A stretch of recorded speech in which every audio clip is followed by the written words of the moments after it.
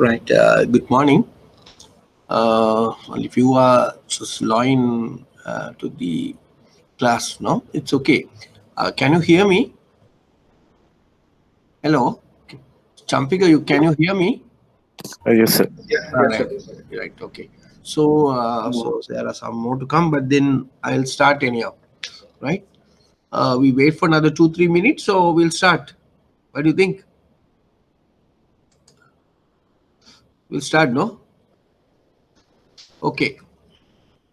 Uh, Right. So what we are going to do, we are going to start where we have left last time, the in the subject, and what we have discussed last week. We discussed the aims and objectives of these people, managing people in organization subject, and also we discussed it is an assessment on based on this year is based on purely on exam paper. So right, so we don't want to have an assignments like that, so we go for assessments based on exam paper, right? Once we complete it after 10 uh, days. Okay, so last week we discussed about the syllabus. So the managing people in organization syllabus consists of 6 main modules, right? And the organization, the management skill, management of people, customer service, quality systems, and the managerial environment. So out of these six, so which are we are going to cover within next 9 hours, so 9 days basically, 36 hours. So we started the organization, the first part. So then the last week we discuss about what is organization, and then we just discuss about what are the roles and responsibilities. That mean why do we need organization, what is the purpose of having to share skills and knowledge, specialize and pool resources, right? And then we discuss what are the type of organization, and we can divide organizations based on the ownership. In bank Sri Lanka, we have a state bank and a private bank, and we have a domestic banks as well as foreign banks. That's the type. Now, according to the objectives, profits and non-profit, according to the size, micro and SME sector, right? According to the business, like that, we discuss data. That is in last time. And then we discuss the organizational objectives at the hierarchy of aims. What is an objective and what is the mission? Objectives and mission statement, right? So we discuss what is mission, the qualities of a mission, why we need mission, and then we discuss the how we are going to fulfill your vision through mission. Then mission we discuss in detail why it is necessary for an organization, and how to what are the things to be incorporate when you are preparations of mission, and then what are the areas, and then we discuss about the goals and objectives, right? And then we discuss what are the why objectives are important, what is prime functions of objectives, and what are the smart options of objectives. And then we discuss the key areas you can set for an objective for an corporate organization, and the Peter Drucker's key 7 areas, right? Market standing, market position, I mean the market share, innovations, resourcing, profitability, like that. There are key 7 areas, and then we discuss how we are going to achieve our goals and objective. Uh, what are the methods you are going to use it? So what are the what is our strategies talking about, right? And then we discuss the creating value for stakeholders, and we discuss who are the stakeholders and how you can what are the type of stakeholders and how can you add value to them to fulfill their obligations. And then we discuss, and also we discuss about the internal stakeholders and external stakeholders and the importance of stakeholders in greater length. And then the most time we spend for study about the organizational structure. Now, why organizational structure is important for an organization, and what right structure will ensure organization. And then we discuss some of the Mintzberg's effective organization parts, building blocks. And then we discuss there are 5 types of building blocks. We identify operating core, strategic apex, middle line, techno structure, and the support staff, right? And these are the things we discussed last time, but culture and the power we need to discuss communication, right? So last time, as explained to you, we discussed about this point. What is an organization? What do we need organization? Type of organization, missions, goals, objective. We discuss in greater length, and also we discuss strategy. And as explained to you, and then we discuss about the means organ structure in detail, Mintzberg effective organization. So what are the main configurations, type of structures, and then centralizations and decentralization. So what are the advantages and disadvantages of centralization and decentralization? And then we discuss the structural dimension about which structure is good for your organization, what are the factors you need to look at it. And then we started organizational forms and boundaries, right? So there, of course, we discussed closed and open system and boundaryless structure, and we tend to start the the type of boundaryless structures, hollow structure, whole organizations, virtual organizations, and modular organization. Right. So I think we have covered, but just for you to get an idea, uh, we may look at it again, where we have uh, discussed last time. Okay.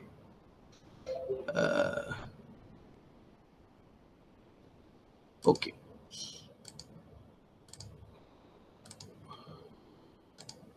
Right. So we will go back again. We try to understand what is organizational forms and boundaries again. However, we have done last week, but so we'll see how can we address that. Right. You know what you mean by closed and open system. So your organization sometimes may be open to communication for information for the environment. We call them as open system, and organization is closed off from the outside the environment, and all interactions and knowledge is transmitted within the closed systems only. So then we discuss that is about closed system. But today organization, mind you, are basically consider both internal and external environment. So therefore, they both are uh, mixed use by organization. And then we move into discuss boundaryless structures. Now, it is, as we discussed last time, it is an contemporary model of organizational design which give you more flexible approach to your organizational structure, right? So then under boundaryless structure, we have a hollow organization, and we have a virtual organizations, and we have a modular organization. So there are three type of structures we discussed. Those are new things, right? So which are available in the very latest, maybe 2008, 19, 20, 18, 20 concepts, right? So what do you mean by hollow organization? As we discussed very correctly, whole organization um, depend on outsourcing. So we will discuss what is outsourcing and things like that little later. Uh, Whole organization is one that relies heavily on outsourcing, as I explained to you, and this outsourcing do only for non-core activities. Now, what do you mean by non-core activities? Mean the now, what do you mean by a core activity for an organization? The core activity for an organization, what do you mean by core activity? It's directly or strategically important to your business activity, right? Which really essential for successful completions of your business activity. So that is that again, if you put it, and deliver direct value to your organization, product and services. So those are we call them as co-activities. But there are some other activities which are we call them as non-co activities, which are not directly impact your organization businesses. So these are we call non-co activities. So therefore you can say co-activity and non-co activity. Any organizations is like that? No, there are some activities are very important for organization, but there are some activities not so important. So those co-activities not outsourced. The activities we have out not outsourced is we call non-co activities, right? So these non-co activities were given outside people to do, right? That is what you call whole organization. I discuss with you classic example in the world, Nike shoes. Now what Nike shoes, the production process, entire production process is given to production activities given to third party, one guy, one party, and the designing and the quality specification is a core area of any shoe company. They are keeping with them. So non-co activity, the entire production activity is outsourced to one party. So that is what you call boundaryless structures, right? So there are advantages and disadvantages of all these methods, which are going to discuss little later. So then we just move into the next level, rather than virtual, we go for modular organization and then come back to virtual, right? Now, modular organization mean basically is an extensions of whole organization. Now, whole organizations given non-co activities to third party, so outsourcing, maybe one guy, right? Example 9. But in module organization structure is like this. So now again we are concentrating on outsourcing non-co activities. Now within the non-co activities, we basically the entire production process not going to give one party or two party. That production process also further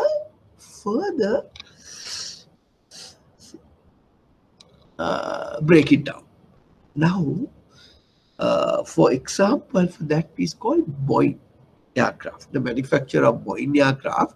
So they are modular, they are showing a modular organized. That means their production parts, activity also further divided among different people. Now, you know, the present way is the Samsung phone. The China is famous for modular type of business activity. But China, like say for example, mobile phone Samsung, the small component are prepared by different parties, not one organization. But fixing, modeling, all have done by one company. That is the co-activity, right? Parts taken by one company, right? Now, that is what you call a modular organization. Now, modular organization means breakdowns the production process into further modules, so further uh, small unit, right? So that is what you call the concept called the module. Now you know what you mean by a hollow organization structure and a modular organization structure. And then we move into the virtual organization. Now virtual organization means outsources most of its old function for other people. That is basically sort of a networking, giving all the main functions, right, to the outsourced companies. That is due to because of the developments of technology. So, okay, so organization outsource most of all functions is to the other function. That is what you call virtual organization. Now, I think now you have an idea about what is boundaryless structure, and which was developed by a famous guy in 1990s, right? By Jack Well in General Electric Company in USA, but is now is further developed and come into the present situation. And you know what is whole structure, and you know what is virtual organization structure, and you know what you mean by organization, modular organization. So the one main ingredient here is what? It is what you call outsourcing, right? It is the concept called outsourcing. Now we are going to discuss little bit of outsourcing. Why? Because it's important. Because it's important for Sri Lanka organization as well as banks as well, right? Okay, let me explain what is outsourcing and then what is offshoring and things like that. Okay, we moving to outsourcing, right? What is outsourcing? Now, banks are very familiar for this, right? Simply, if you say outsourcing, you can say contracting out aspects of the work of the organization previously done in-house to some specialist providers. Now, if you put it in a very simple way, what do you mean by outsourcing mean? Now, uh, it is the strategic use, right? It is a sometimes outsourcing is used as a strategy by some organization, right? One of the strategies outsourcing. It is the strategic use of outside specialized and efficient service providers or parties to perform jobs or activities which are traditionally handled by internal people. Simply that. ඒ කියන්නේ ඇතුලේ කරපු organisation එකේ ඇතුලේ කරපු සමහර activities ඒ activity එක කිරීම සඳහා specialized කට්ටියකට බාර දෙනවා.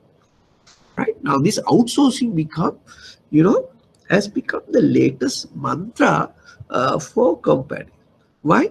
To stay ahead of competition in this highly competitive markets. Of course, the banks are also involved in this sort of activity, right? Now let's look at it before we moving to outsourcing in detail, and then we look at it what is offshoring. Now, what is offshoring mean is the relocating of corporate activities to another country. Offshoring is the relocate of activities for your another country, right? Okay, so having understood these two concepts, we will discuss what are the advantages and disadvantages. We'll have questions on that, discuss the advantages and disadvantages of both outsourcing and offshoring with suitable example with specific reference to the banking industry, right? Okay, let's explain now what is outsourcing in detail and what is offshoring in detail. Okay, right, let's explain. Now, outsourcing, I'll explain you very simply, is a strategic use of outside specialized and efficient service provider or parties to perform a particular job, traditionally which is done by internal staff, right?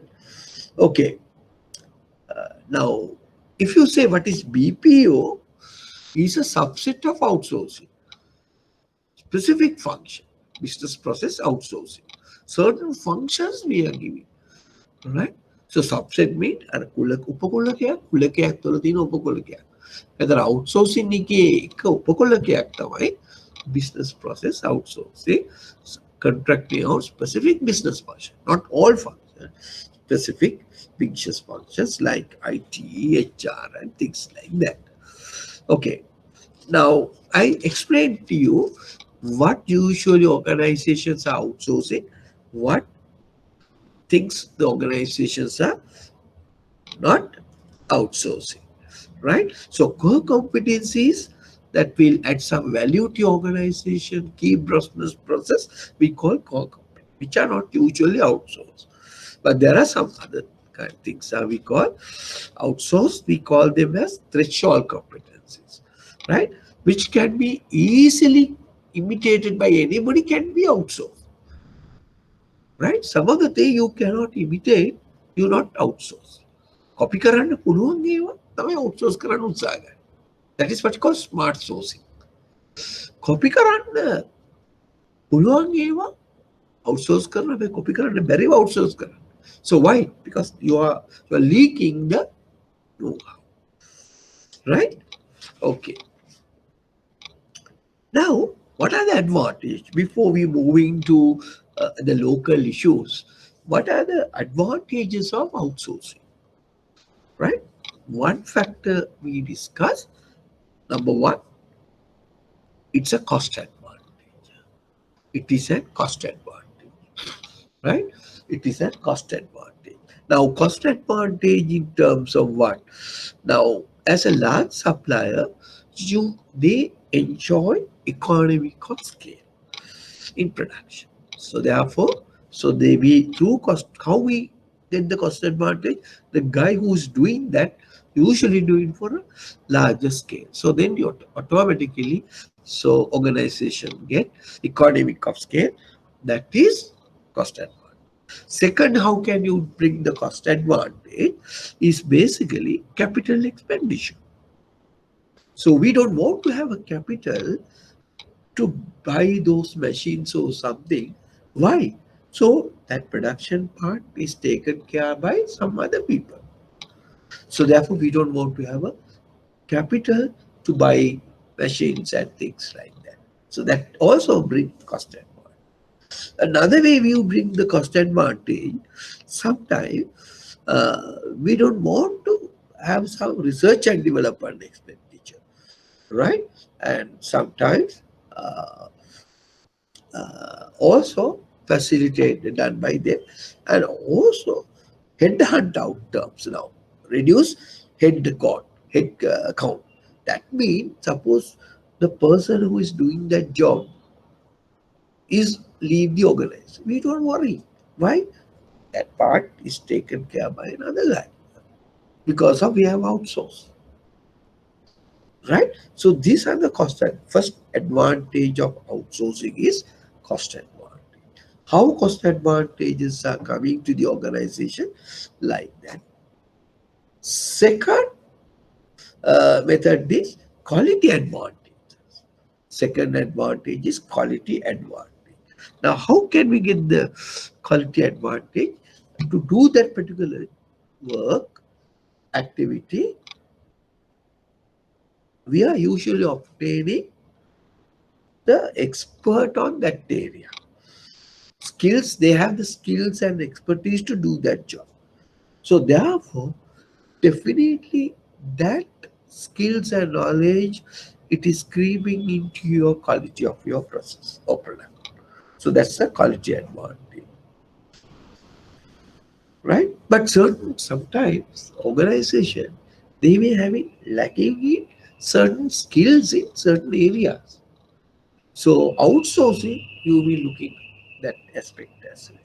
So therefore, outsourcing benefited cost advantage and is benefited quality advantage. How it having getting the cost advantage, as I explained to you, through economic square, reductions of capital expenditure like that.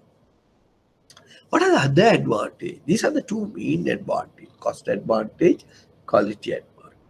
What are the other advantages of outsourcing? Right? So therefore, remember, so we don't want to depend on a one supply, right? So if he is not happy, so we can go for another supply. So we have a flexible suppliers, right? And also remember, uh, an organization therefore have more time to concentrate on more core activities areas, right? The entire management has the idea of getting the more concentrating on more core activities. They don't want to look at it, these not core activities.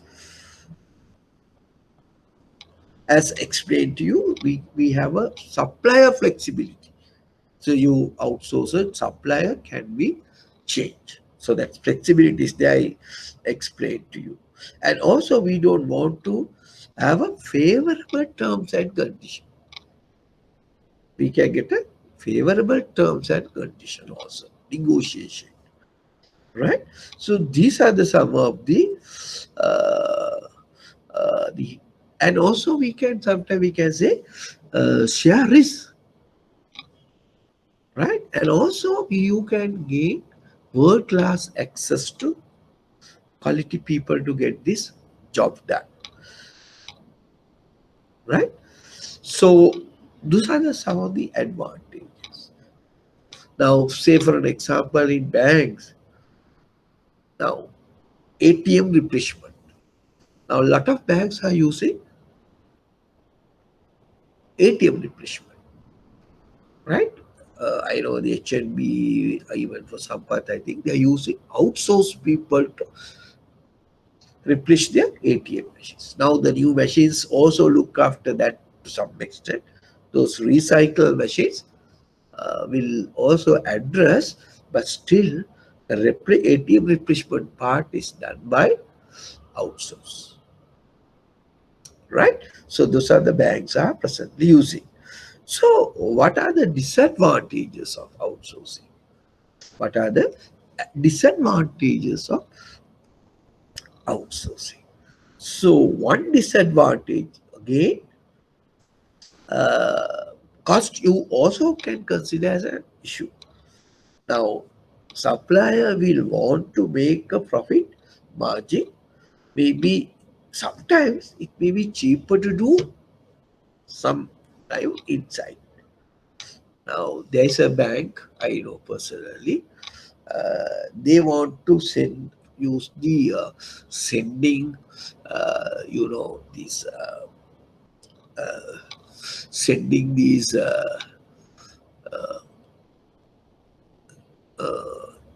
FD renewal through front door to the customer. And some banks work on that, and they said it is cheaper to do inside than outsourcing. Now, a lot of banks today, that functions is carried out by outsourced organization. Fronto is doing the part, right? So that means they are the people who send the renewal notices to customers. So there's a link to the Fronto company.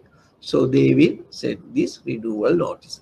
Some banks are telling, so it is advantageous to send by the branch or the organization itself this renewal notice. The issue comes whether we are sending at the correct time.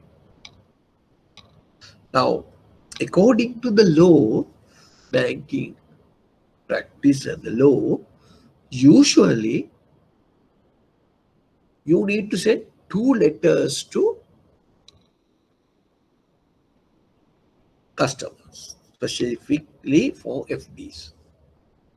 Now, say you have a FD term FD certificate with X bank, say rupees 200,000. Now, lot of banks are using,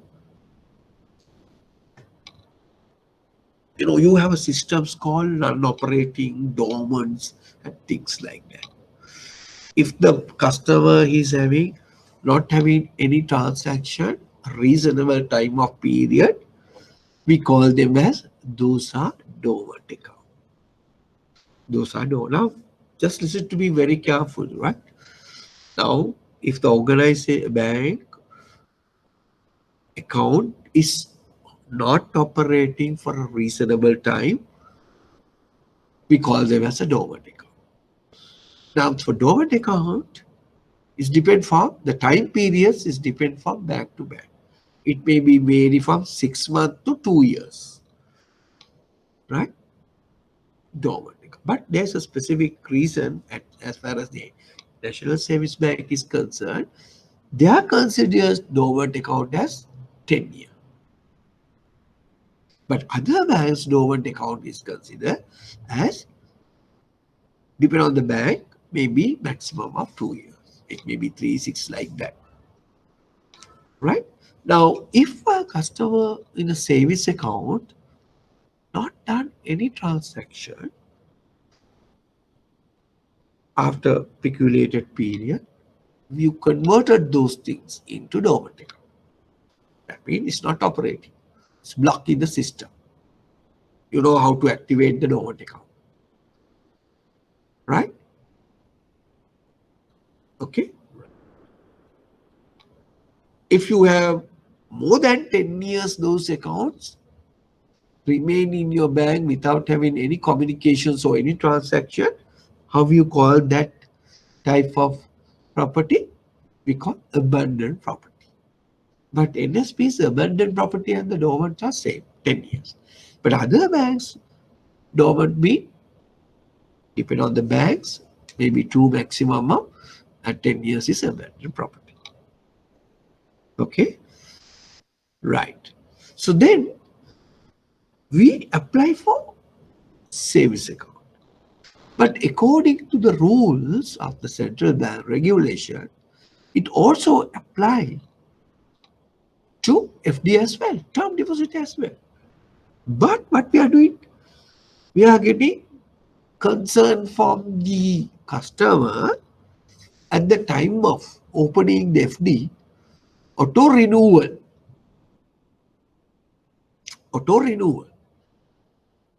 right? And we considered it as an active, it is an active way of activating your account. But according to the central bank, it is not the case. Even for FD, you need to request from a customer. A lot of banks, I think they are not doing. So usually you need to send a letter to the customers 1 week or 2 weeks before the maturity date of the bank FD. So getting a letter to your corresponding address saying that your FD is going to renew such and such a day. If you want to,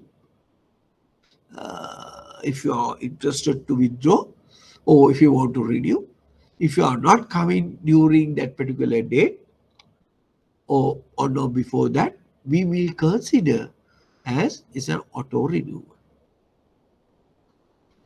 right? And then you get another letter after 1 week saying that your FD was renewed at 5% next 1 year period. There are two letters you need to send. But a lot of organizations, a lot of banks are doing what they are sending. They are sending renewal notice. We have renewed your.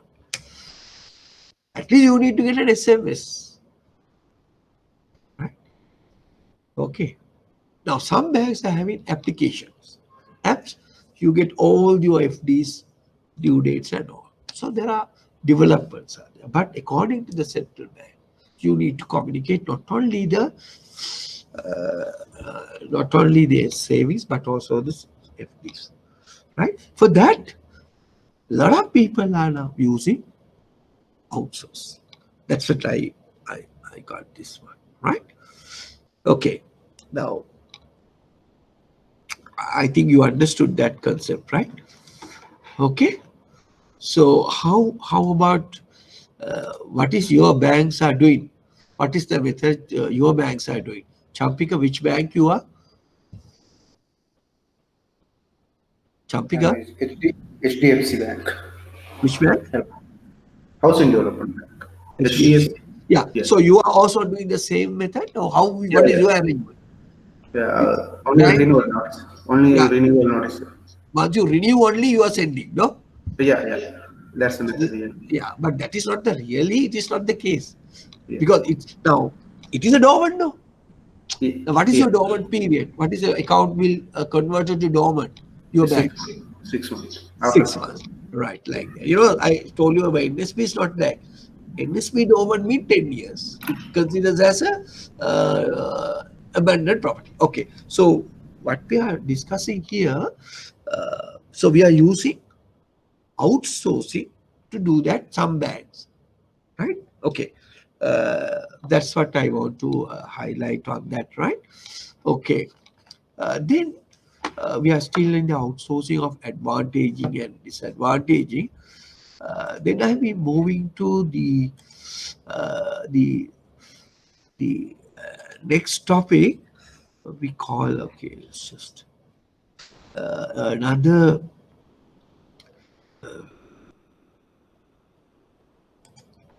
right, another disadvantage.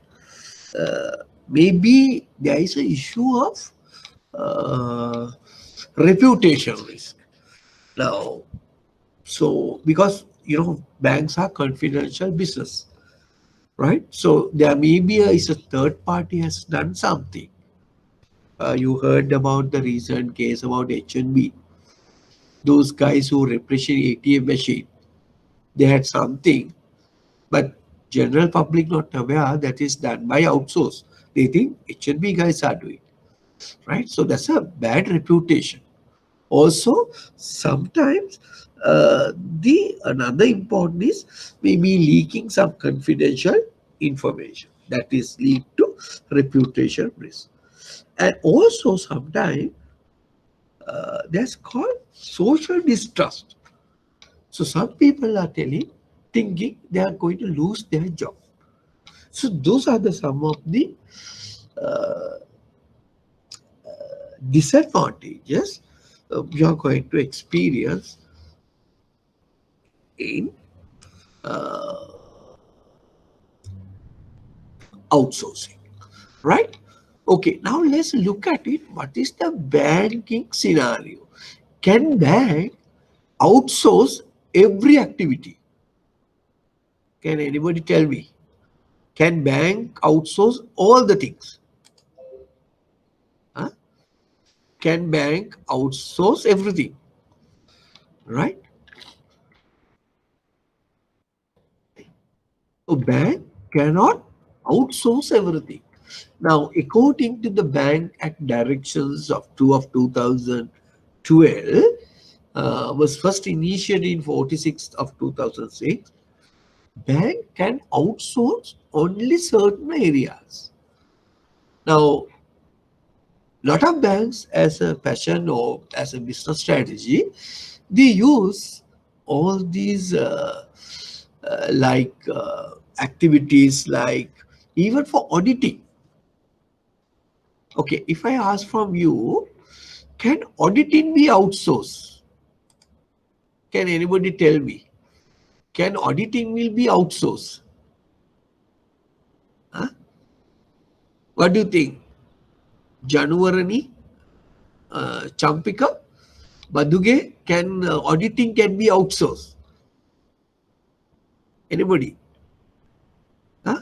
Certain activities you cannot outsource, right? Now, say for banking, audit, branch audit can be outsourced, but the internal auditing functions cannot be outsourced, right? Now, certain activities, now securities, janitorial work, all this can be outsourced, but there are some things you cannot outsource, right? Now, say for an example, for banking act directions, for asset and liability management, ALCO activities you cannot outsource, right? Then the compliance functions of your organization, your bank, cannot be outsourced. And the risk management also cannot be outsourced. Then strategic planning and decision making also cannot be outsourced. Now, but you can get the support from a third party, like lot of banks are taking MTI, then BCG, right? Like certain support you can take, but it has to be developed by the bank itself, right? And treasury functions, forex trading, management, forex trading management, you cannot outsource. And also certain CDT and KYC procedures, you cannot outsource. Now that is according to the central bank direction 2 of 2012. There is a separate direction. So what are the things as banks can outsource? What are the things bank cannot outsource? Right? These are key business areas in the bank you cannot outsource. Why you say, why central bank said these activities cannot be outsourced? Because these are core activity, right? So your management take the rest to have the responsibility. The board of directors need to take the responsibility.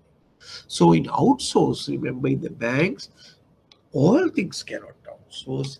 Internal audit you cannot outsource, but branch audit can. That's due to some difficulties of internal staff to cover. Suppose your bank is having 300, 400 branches. How can you, even 50, 100 people do the auditing all branch audits? That's the reason. So central bank has given branch audit can be outsourced, but the internal audit part within the organization, you cannot outsource. These are supposed to be a core area in the bank which are you cannot outsource, right? I hope you understood on that part, right? Okay, then we're going back again to the uh, outsourcing. So now we know what do you mean by an outsourcing. What are the advantages and disadvantages and outsourcing? There may be a social unrest, distrust, reputation risk, leaking certain confidentiality information. Sometimes we feel the cost is high. Yes, right. Then let's look at it. What do you mean by offshoring? Offshoring is relocating of certain corporate activities to a foreign country. Can you give me an example? It's very famous one in Sri Lanka. We have what HSBC call center, right? Lot of call centers, right? Now HSBC call center in Sri Lanka, right? Now the bulk of is the relocating of corporate activities to a foreign country. Now, in in Reuters, the Reuters, right? Famous Reuters, the world's biggest news agency, employs lot of dozen of people, journalists in Bangalore, India. So they do the needful, right? And also, are you aware that uh, companies like Tesco, the supermarket channel? Now, some of you are involved in housing loan department, right? The person in Sri Lanka want to get a housing loan. He's working at, say, some supermarket in Tesco in UK or USA. So we'll ask from his personal information. From which country those personal information are coming to the organization? From India. So some of our big organization, the entire HR functions was given to another country. So that is what you call offshore, right? So that is outsourcing and offshore, right? Like sometimes some organizations, it's not all functions, some are HR functions, payroll and things like that. So IT enable functions they give for other countries. And that is what you call offshoring, right? We're giving to another country. Now that is because due to IT development. So what are the advantages and disadvantages of offshoring? Now I explained to you what is outsourcing. What are the advantages and what is outsourcing? What outsourcing can be done by the bank according to the Banker Act directions 2 of 2012. And then we discuss what is offshoring. And now we are going to discuss what are the advantages and disadvantages of offshoring, right? Okay, so one of the main disadvantages, of course, advantages are the earlier one, cost reductions and things like that. Okay, so what are the disadvantages of offshoring compared with the outsourcing? Because the differences. Now, differences with cultural, language, and time differences. Now, you see the lot of problems in call centers we found because the way the people who pronounce English in a different countries are different. So the Sri Lankan person who was working can get the style of their talking. So that's the issue faced by you may get to use that. But there are something you face because of offshoring, right? The differences between important factors, cultural, language, and the time. Most three important differences. And and sometimes the stability of these foreign countries. Stability of these countries, they may have some problem because offshore company, country has to have a political and economic stability to carry out these functions. But sometimes, so we expected to get a more cost benefit, but sometimes we have not got the same cost benefit as we have anticipated. That's another issues. And maybe that country, there may be a job loss, as I explained to you, and other factors like outsourcing will remain same, right? So those are some of the outsourcing and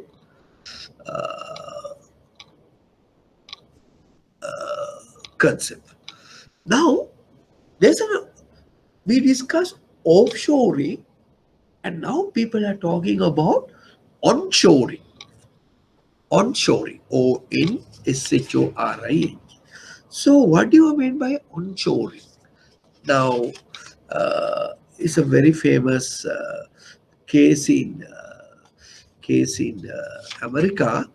They requested some of the people who invested their money for offshoring activity. uh, they requested all these American companies to relook at it, the onshoring. That means bringing back all these offshoring activities to their own country. So that is what you call onshoring, right? That is what you call onshoring. So they will ask, bringing back again their country, their business activities, bringing back again to their own country, right? Okay. So then there is another alternate to the offshoring we call nearshoring. Nearshoring. Nearshoring.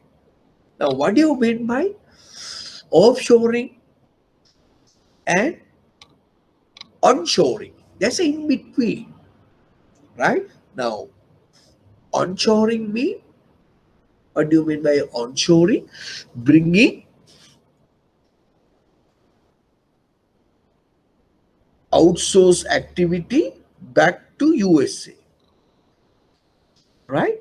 And in America, as I explained to you, DESA, heating products company, the number one in the world, has bring back again some of the activities they have offshore to their own country, right?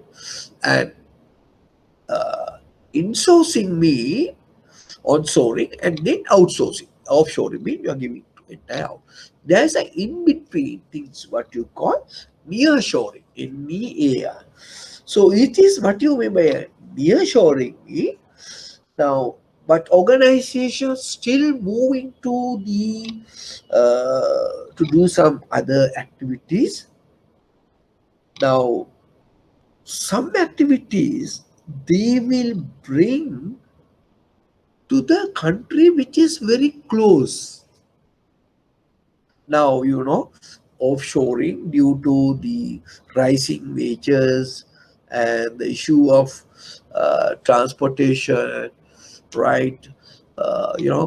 Transportation cost all matters sometimes. Now, as a result of that, they will look at it. Now, say for an example, German, German as a country. Now, the German company offshored some activities in Sri Lanka, for an example, some manufacturing activity, right? Say, for an example, certain activity, even for garment. Now, what they are doing is now they want to send back the material to us, right? Say garment, raw material, and bringing material here, sending finished items again to German, lot of cost. And there may be a cultural issues, management issues, language issues, all matters comes. So they look at it, okay. Why we are going for Sri Lanka? German may look at it, a similar country which is so close to the Western. where they don't have much developed. Now, in the world, we have a Western Europe and Eastern Europe, right? So, Romania and countries like those are Eastern Europe, more not capitalism country, but now they are moving to capitalism administration. So they are more close to the German, right? They will have the same language almost, close proximity. So maybe the ground transportation. So that cost can be offset by labor cost and things like that. Other issues you face under offshoring, right? So that concept we call nearshoring, right? Now a lot of countries have given outsource some of the activities or offshore some of the activities to their closest country and try to get the things done. So that concept we call nearshoring. Okay, right. So I think you heard, now you learned in a greater length what is offshoring, what is outsourcing, what is onshoring, and what is nearshoring. So those are new concepts, right? Okay, so what are the advantages and disadvantages of all these, what you call boundaryless organization structures? Right. Clear? Any questions? Any questions you want to trace on that? Right? Any questions you need to think, trace on me on that?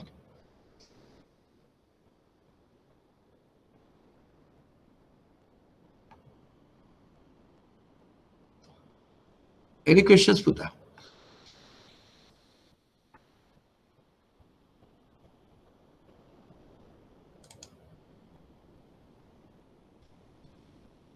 Okay?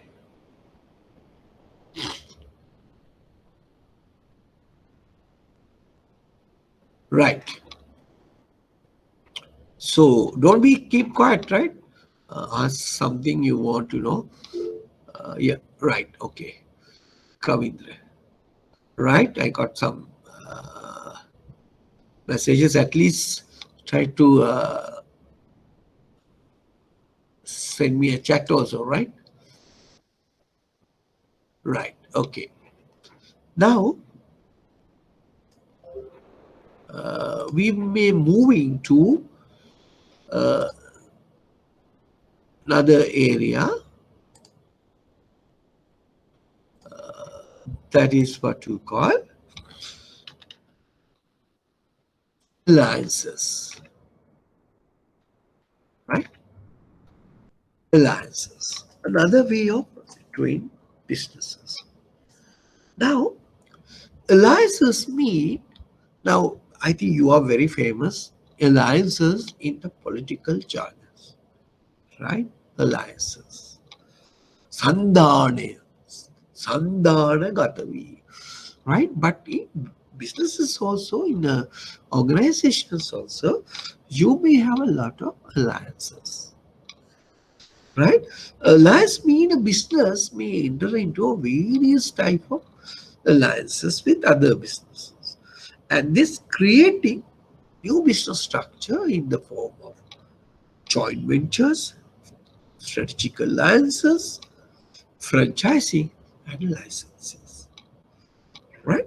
So there may be a lot of alliances can take place from these forms, right? And some of the things you know, right? Let's look at it something here. Licensing. Now, what is a famous one in Sri Lanka? Licensing arrangement where by a firm with a proprietary rights to a product grant permission to another firm to manufacture that product for specified royalties and other payments. In Sri Lanka, the licensing is very famous for Coca-Cola, right?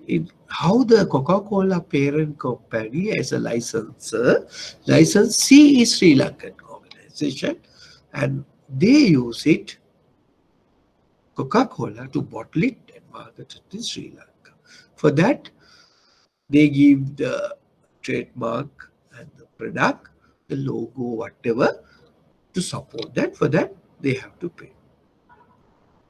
The second arrangement, of course, you are well aware about these,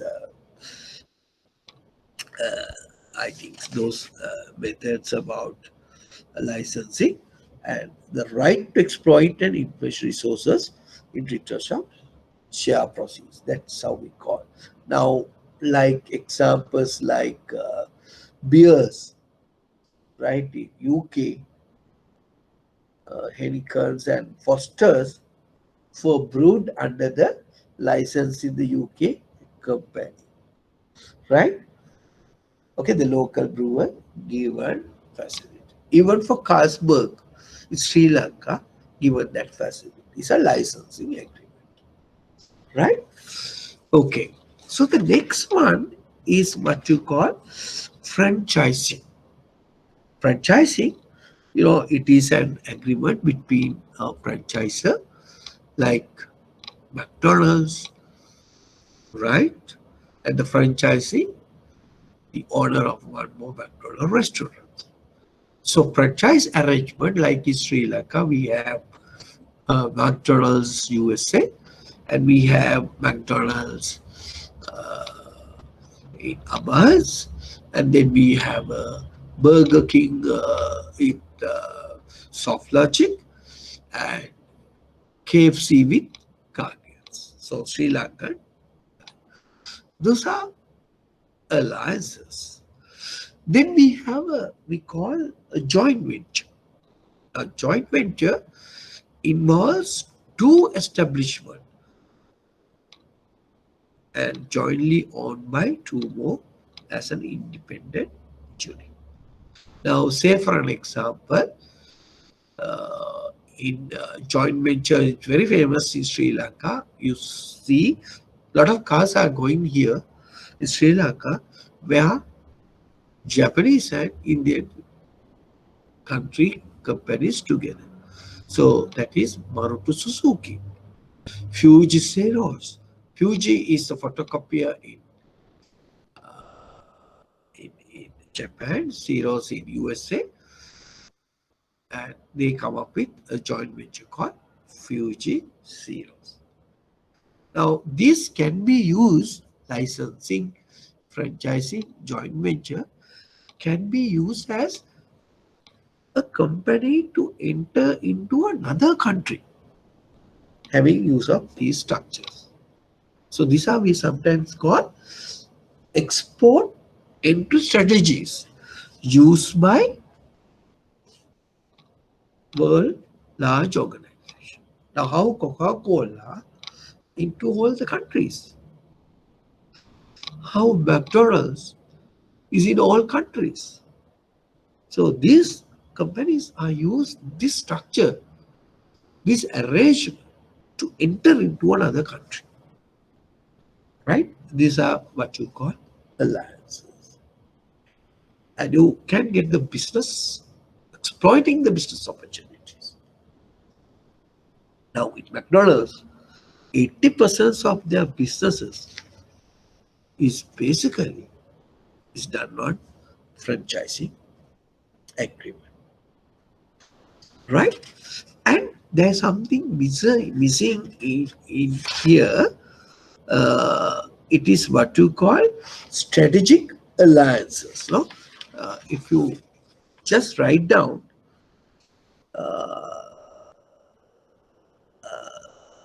very small note somewhere in your handout, I'm not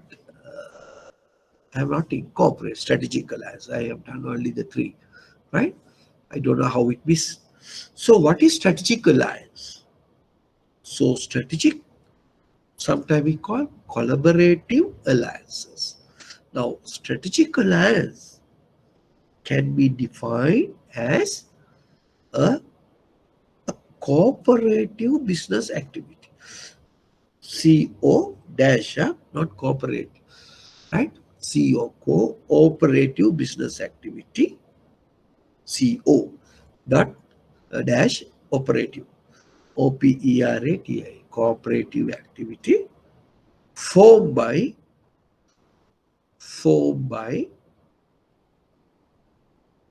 two or more separate organization.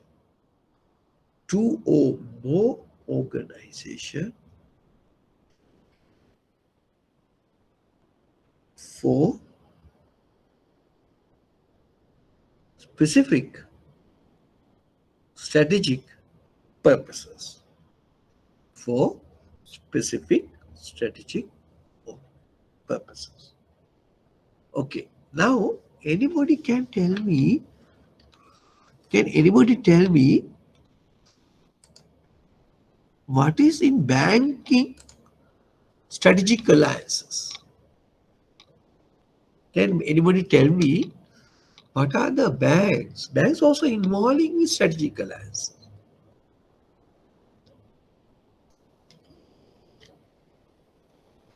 Can anybody tell me? Yes, sir. When banks are doing syndicating loans Syndicating loans. for the cooperative giants. Yeah, correct. That was so okay. To some extent, I have to accept your answer. Correct, because syndicated loan is the one organization cannot can give. They don't have enough fund to give a big loan, so few banks are get together and develop a syndicated loan. That's correct, and there may be a leader, arranger to do that part. Okay, accepted. But apart from that, for operational activities, what is the bank is using today? They are the owner. The central bank is the owner. Can anybody tell me apart from syndicate? Your answer is also can be accepted. But another one, tell me both parties have to be benefited. Both are benefited. Yeah, good syndicate loan is not a bad answer. Good answer. Correct. Another one. I think you are aware. All you are aware. Lanka Clear Limited. Yeah. How you call that? Common ATM switch, no? Lanka Yes, Clear. yes, So you know the charges, right? 30 rupees, no? Right. yes. Okay. So we are getting the services from them. For that they will charge. Right? Now that is why, but don't quote this one. But central bank is not giving permission to install ATM machines in strategic location. Can you give me an answer for that? Now, in the central bank, you need to get a permission to open branch also. No? Now, when you open a branch, within the branch, you can have an ATM machine, right? Or whatever CDM or whatever, you can do it. But if you are going for a separate location, a strategic location, right, to have a ATM machine, central banks little reluctant to give permission to have the license, right? What they said, okay, who are the other banks surrounding with you? Because the moment you open your own ATM machines, right? So customers of you all do from the transaction from your outlet where you charge 5 rupees or 10 rupees. That money is going for you. Suppose if there is one ATM machine in one bank, anybody can go to that bank. Anybody can go to that bank and can withdraw the money. Correct? But then the charge is how much? 30 rupees. Then some money is going to the authorities of Lakati. Clear? So their income is increasing. So we don't, why we have a 3-4 ATM machine, we have one ATM machine can do the needful. But only thing is, as far as the bank's point of view, it's a burden to the customer, right? But it's income to the other. But that's also a good one as a strategic alliances, right? Is a luck. Okay, so I think you understood that concept. Okay, right. Uh,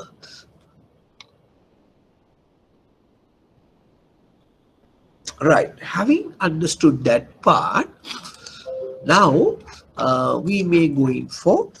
So, what are the advantages in that case? Huh? What are the advantages uh, of strategic alliances? It was given in your handout, right? So there are some advantages as well as some disadvantages, right? So you may have a risk and you may have some issues, but overall, uh, it is create what? It creates a synergy, right? Strategic synergy is creating, and so there are some advantages. It's a win-win situation. Like that, there may be advantages of going for a strategic alliance, right? So we have just come to the completions of that part with this note. And now we moving to another important section of managing people in organization. We call them as a culture, right? Culture is a very, it's a man-made environment, right? Culture is a man-made environment. What do you mean by a man-made environment? Mean basically the cultural concept first, in fact, developed uh, by Elton Mayo. So we are going to discuss today under the management. Elton Mayo, right? Elton Mayo, who come up with some Hawthorne aspects. So we are, don't worry. So we are going to discuss today. So he's the first guy who come up with this cultural aspect. Now, remember, the culture is a man-made part of environment. මිනිස්සු විසින් ඇති කරගත් එක, right?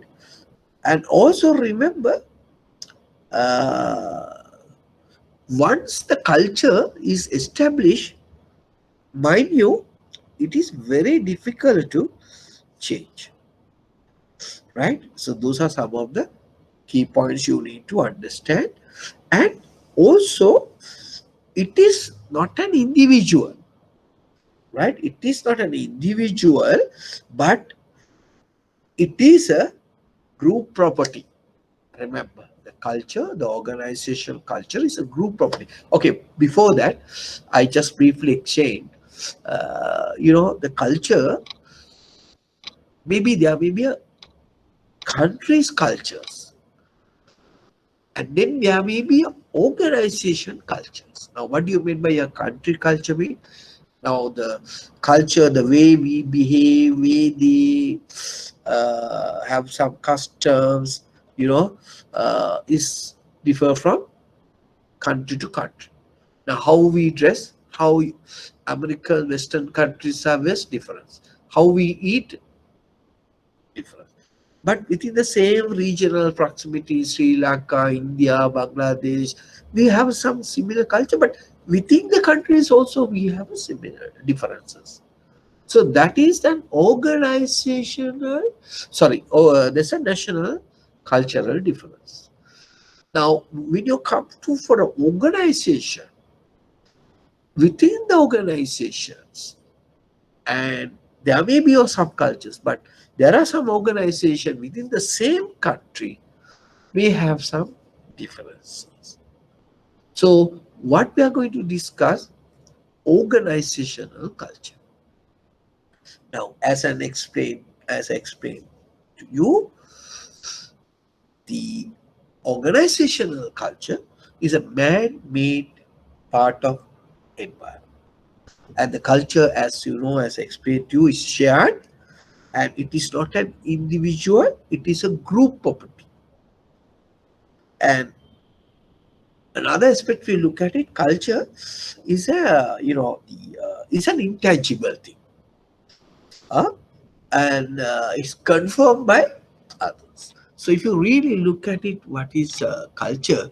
Organization culture is the personality of the organization, which is called the personality of the organization, the brand identity of the organization to some extent. So what is culture is consist of?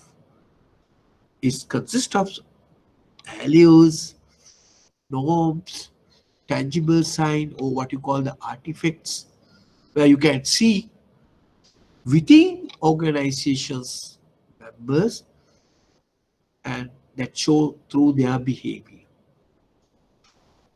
So that is what you call organization. Culture is very simple, right? If you really look at it further, members of an organization, the members, right? Members of the organization soon come to sense the particular culture of an organization. And it is very, difficult to express distinctively. But it is your culture may be differ from organization to organization. The way you arrange your furniture, even how you dress, right? Symbol show the identity of your culture, right? So I just give you an example, right?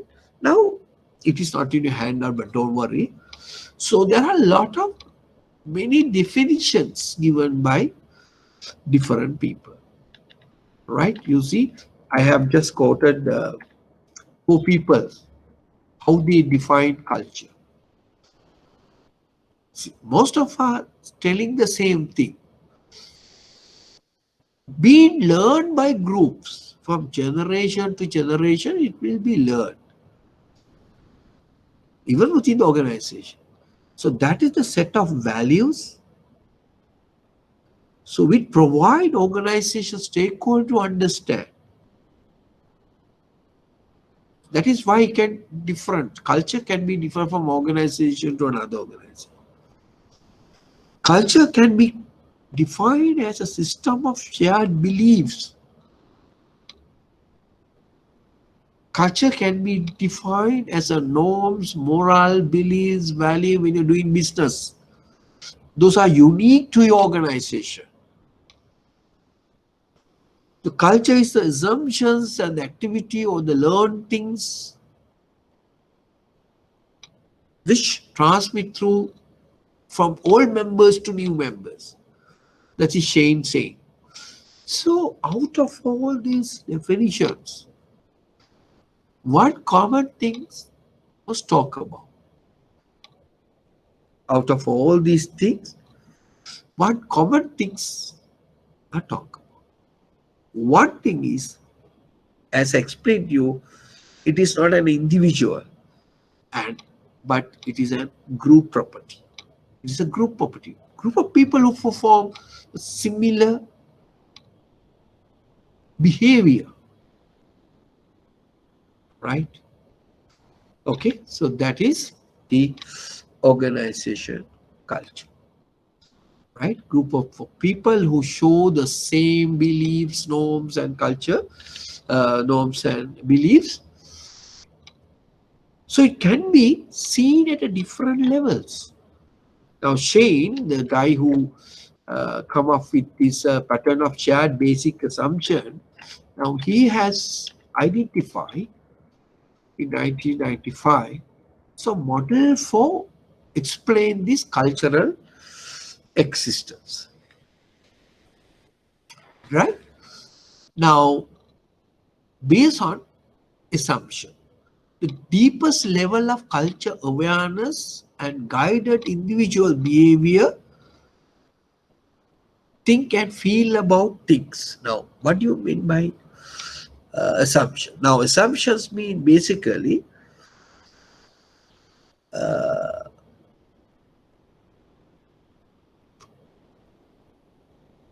there's some sort of a perceptions about the people. Now, I'll give you an example for this. Now, if I put it you like this, you know, there's a theory called X and Y theory. X and Y theory. There are some set of people belong to X guys, so they don't want to work, right? That traditionally they do traditional job. They expect the routine job. If your bosses are telling you to do the job, you do. Otherwise, you just survive. There are a lot of people in your bag like that. No? ඕන දෙයක් දුන්නොත් කරනවා ඔහේ ඉන්නවා. පඩිය ගත්තා ගෙදර ගියා. වැඩක් දුන්නොත් කළා නැත්නම් නිකන් හිටියා. බොසා බලන්න ඕනේ වැඩ කරනවාද කියලා. So those are we call X groups. But there are other guys are we call Y group or Y type of people. So they want to do some new things. They won't wait till your boss tell you to do something. They always go for innovative things. Right? So that is the people nature. Right? How people work. Right? And how they behave. All things matters. That is the basic assumption. That is how the culture existed. Right? Second point, we talk about the values. So values, now we say, now we define what is culture is an assumptions, values like that, no, values, norms and artifacts. Right? Now if you really look at it, some of the point, right? Organization culture is the personality of culture culture is comprised of assumptions, values, norms, tangibles of organization members and their behavior. So that is culture. We talk about organization culture. Comprised of what? Assumptions, values, norms, tangibles. Now we are discussing all this. What is assumption mean? Right? That is what we call what is assumptions. Now you understood what do you mean by an assumption. Then we look at it values. You know, values are often taken for granted and tell individuals what is regarded as important in the organization and what sort of behavior is desired. Right? Now, the organization's code of conduct within the organization, value statement, mission statement, how in the organization professional you need to behave. That's talk about the values. That's why organizations are now have a separate value statement in your organization. Right? So through the code of conduct, even for a customer chart is like that. How bank professionals need to behave. That is values. Right?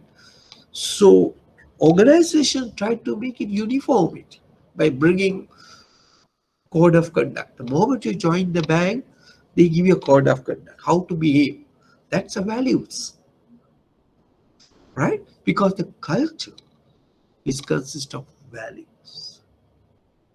right? That is why we have a visions, and code of conduct, and there is a ethics of doing businesses, how to behave in an organization, right? Okay, and then fourth point is the norms, right? The norms mean is guided on how they should behave in a particular situation and represent the unwritten rules of behavior, code of ethics. So this is the way you need to be as a bank employee. So what are the ways and means of you're going to behave,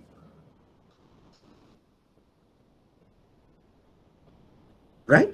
Those are some cultural characteristics, mind you, right? Observe behavior through the regulation, using common language, right? And using certain philosophy, right? Example, how the doing the business in the way, right? We example is called Honda way. Sorry, yeah, not Japan way, Toyota way of doing business, right? Okay, so that is norms. Third one we call artifacts. Now, artifacts mean basically we call the tangible thing, visible and tangible manifestations of culture. And that includes observable behavior like your organization policy, your physical aspect of the organization, like your logos, your symbols, your dress code. So those are artifacts, the visible and tangible things. That is what the culture is consist of, right? The culture is consist of therefore basic assumptions, values, norms, artifacts,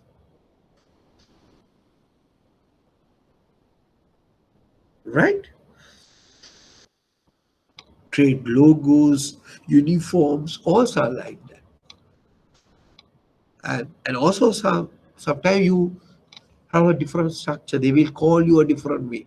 Vice president, senior vice president. Some banks are talking about, these AGM, DGMs like that. There's a vice president, senior vice president. So that's a one way of showing your organization.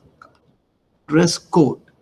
Different colors are used for different categories, right? Okay, right. These are we call them as cultures. I I I hope you understood now what is an organization culture. Going back again, right? Culture is an organizational personality. Show the brand image organization. So therefore, culture is usually comprised of assumptions, values, norms, artifacts. So that is tangible science. So I'll explain to you the different levels of culture, why you call assumptions, like X and Y theory. Values, we know what do you mean by values. Norms, you know, in a given situation, how you need to work. And artifacts are the visible aspects of culture, right? Those are different level of culture. Now, how culture is described for an organization? Now, some people are saying, if you think about the government organization, oh, lethargic, inactive, even for a government bank. But if you think about the private bank, oh, energetic, easy to get the work done. Sometimes it's worse than government bank.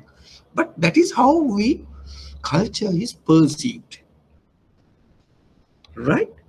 Let's look at it now one by one. How culture is described by people. right? What?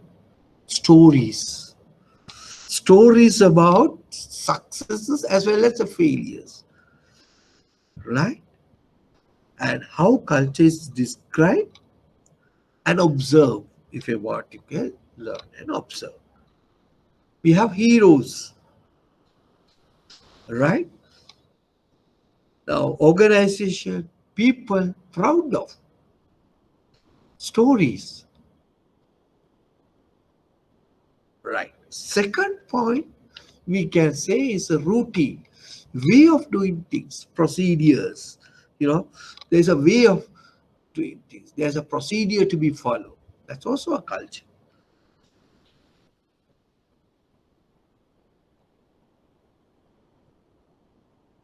So the next one is rituals. So special events that are recognized by the organization. Now, special events that are recognized by the organization mean, sometimes we call them as the best branch, university for graduation. We create having some ceremonies. So those are how certain culture will talk about, right? West brand, West branch, West bank, something like that. There are some symbols also, as I explained to you earlier. Your logos, titles, company vehicles, right? So we'll give you symbols about your culture. So every executive must have a company vehicle. Every person must have a titles, the logos. So these are how learn and observe organization culture. The cultures talk about these factors. And sometimes power structure. So like CEO, who are the individuals or group of, example, CEO. If you say CEO for X bank, and if you say CEO for Y bank, so you have some idea. That is why when you appoint a CEO, you must have a good CEO, where it's represented or respected by others, as well as accepted by others. Right? Next one is a control system. The measurements of the people's activities or reward system. Right? Some people are using slogan also. Right?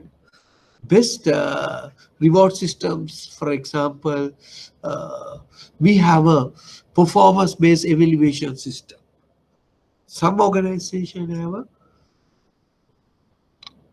unit performance system. Whether you work or not, you get the salary. But some organization you have a reward performance-based reward system. That is your culture. So some organization you can go up the ladder.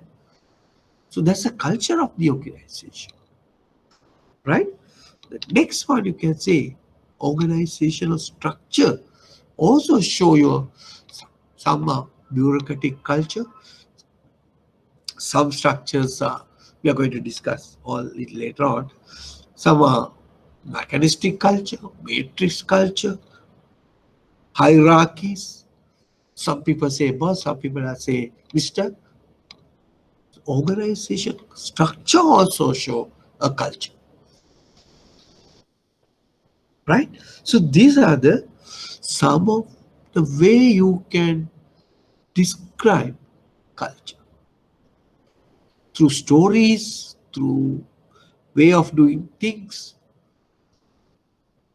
right? Example is Toyota way. So there's a way of doing things. So everybody has to follow that. There is a rituals that means a special event that are recognized by the organization, best branch, best employee, like that, right?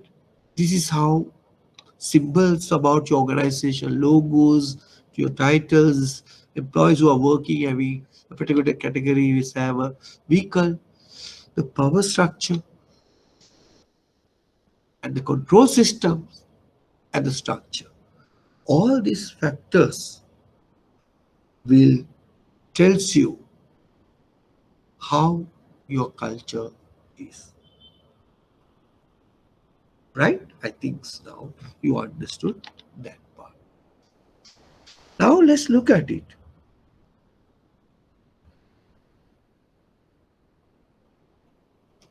Development, variable influences the development of culture. What are the factors can influence the development of culture? Factors that influence the culture of an organization. First one, the history and the nature of the businesses. So we look at it. The founder members, beliefs and value of the founding members. So some cultural development took place because of the history. The reason for the organization to be formed and the age and the value of the first owners like that. One factor. Second factor, you can think about the leadership of the owner. What is the leadership style they're using? What is the CEO and the corporate management? Factors.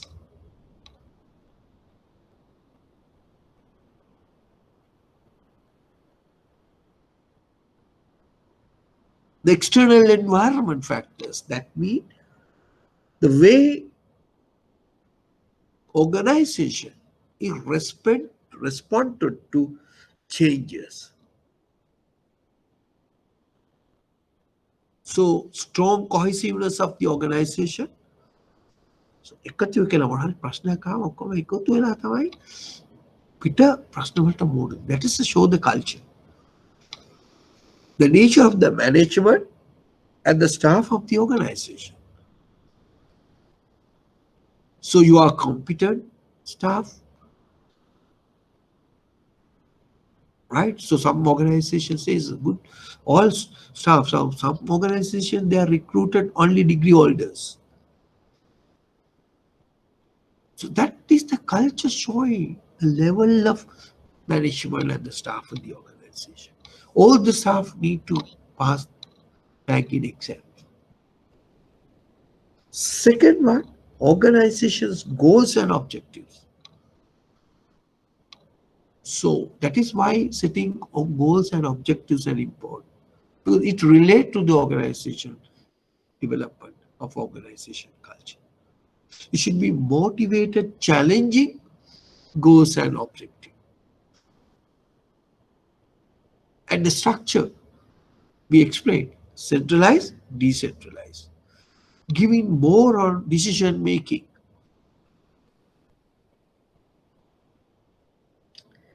Size of the organization. And also some of the factors like the life stage of the organization, whether it is the youth, the maturity or decline stage. So all factors, these are variables that are developments of the organization's culture. Depends on these variables, the organization's culture may be varied. That's what you need to understand. Right? Okay. So then we move into important area in the culture. So we need to classify the type of cultures within an organization. Right? Is the first, this was developed by Harrison in 1992. and it was further developed by Charles Henry in 1993. So Harrison concept of classifications of culture,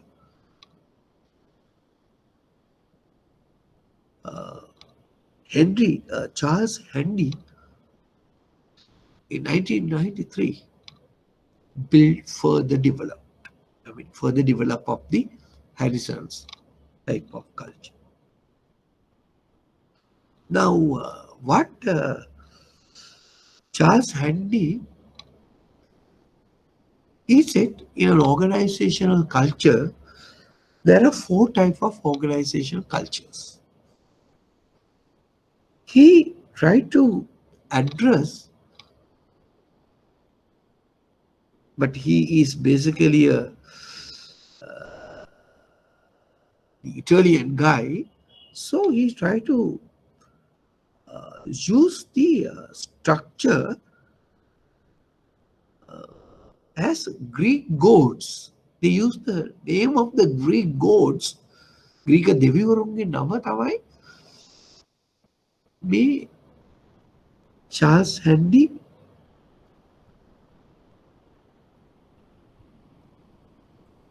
මේ organization structure culture වලට දාන්න. But let's look at it. These cultures. If you want, just put under top of that, we call further this culture Harrison's one is further developed by Charles Handy. So we are discussing the Charles Handy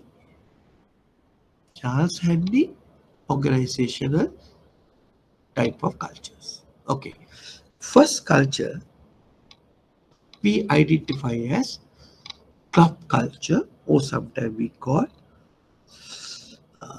the power culture, right? It's okay. Now let's look at it.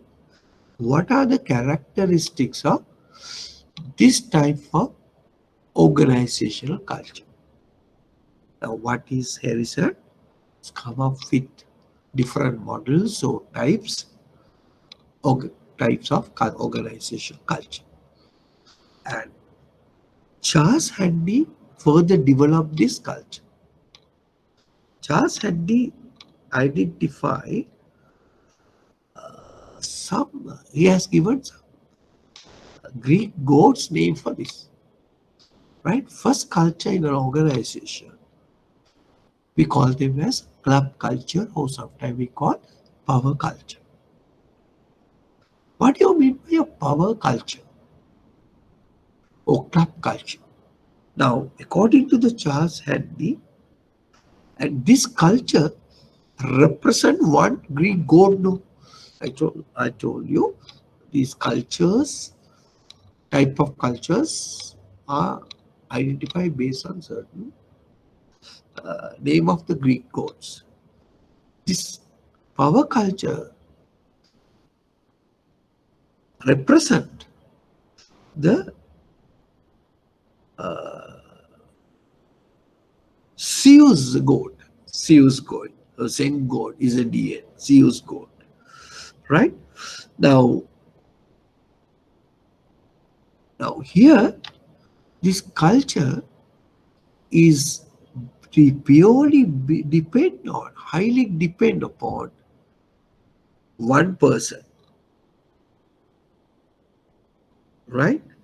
Now, club culture or the power culture is based on the personalities and highly depend upon the small number of people, or maybe one people, right? Okay, right. That means basically this organization is ideal for small organization comparative, not a big organization, right? So the entire organization is centralized on maybe a few people. It's like this. Now, that is why you can depict this culture as web culture. මකුළු දැලක් වගේ. දැන් ඕගොල්ලෝ දන්නවා මකුළුවා එක තැනකින් තමයි මේ දැල ව්‍යාගෙන යන්නේ වටේට. So power is centralized that point. දැන් මකුළු දැලකට මැද කැඩුවා ඔක්කොම වැටෙනවා. Right? That means the culture, the power is centralized in the middle. Right? That is power is centralized.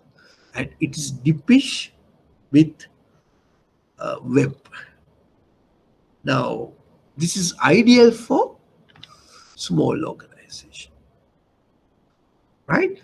The business is operating with the personal context. With the boss, very few people who are working, not rigid structure, very few rules and regulation.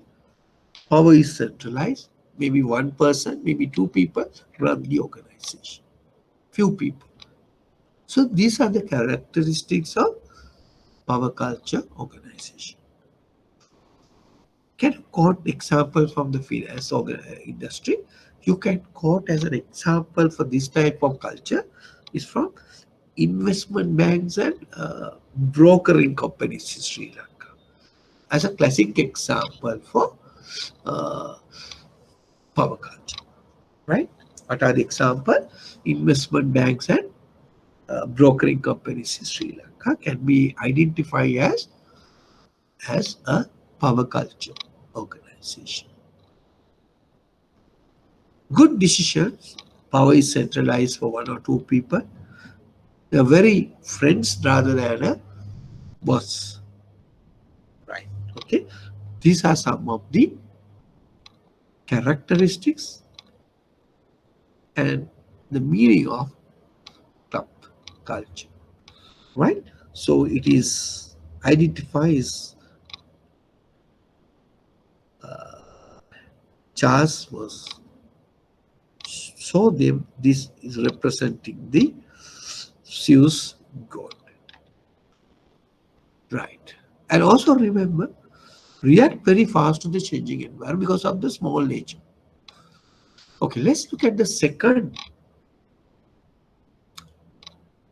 culture identified by Charles Handy.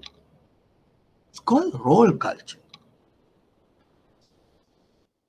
Right? Role culture means basically it's a Greek temple depicted like earlier we depicted as web, and this depicted as a Greek temple. Now you see, if you go to our Supreme Courts, the structure of the Supreme Court is like that. Why? There's a pillars, big pillars, and have a two bars like this. That's a role culture. Actually, the role culture is talk about functional divisions. These bars, marketing, finance, human resource, like that. And there is the activities taking place in a some proper manner. So what are the characteristics? Formal structure, bureaucratic characteristics, right? Rules and procedures. Then you have a individual jobs are very clearly defined. Good stable environment, good for stable environment. That means you have a good job descriptions. These are characteristics of a roles culture organization.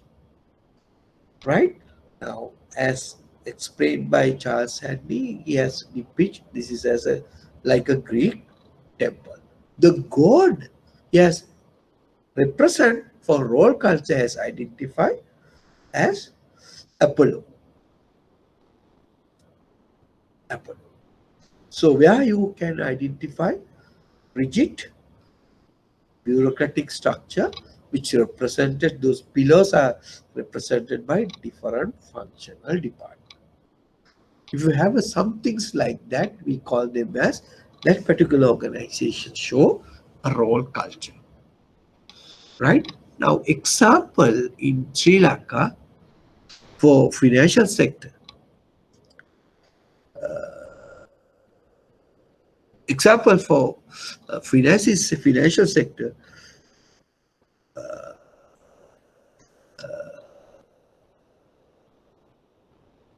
What you call that? Big, large banks. And this is ideal for 25, 30 years ago bank. But still, those big banks are still using the same role culture. Big bank in Sri Lanka. And also, example for this is a government institution. Government institution. Right? So you know what you mean by a role culture. You have already learned the power culture. Now let's look at the next culture is task culture. Task culture. Now task handy, like earlier, he has identified the role culture depicted from the as a Greek temple, and this can be depicted as a net. It's like a net. But the goat represented by him is Athens. Athens, god of Athens. Right? So it is, you can see, is a job or project oriented culture.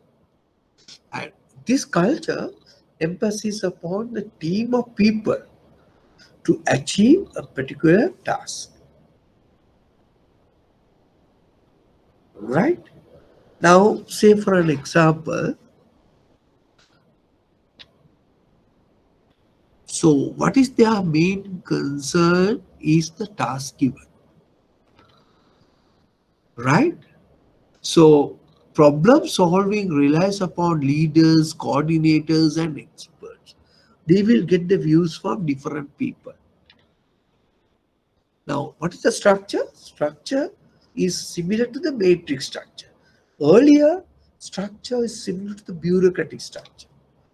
But this structure, the task culture, show a matrix culture. Now, you have to remember matrix structure, right? Okay, under structure we discuss what is matrix structure. Right? So they are more concentrating on the work than a boss.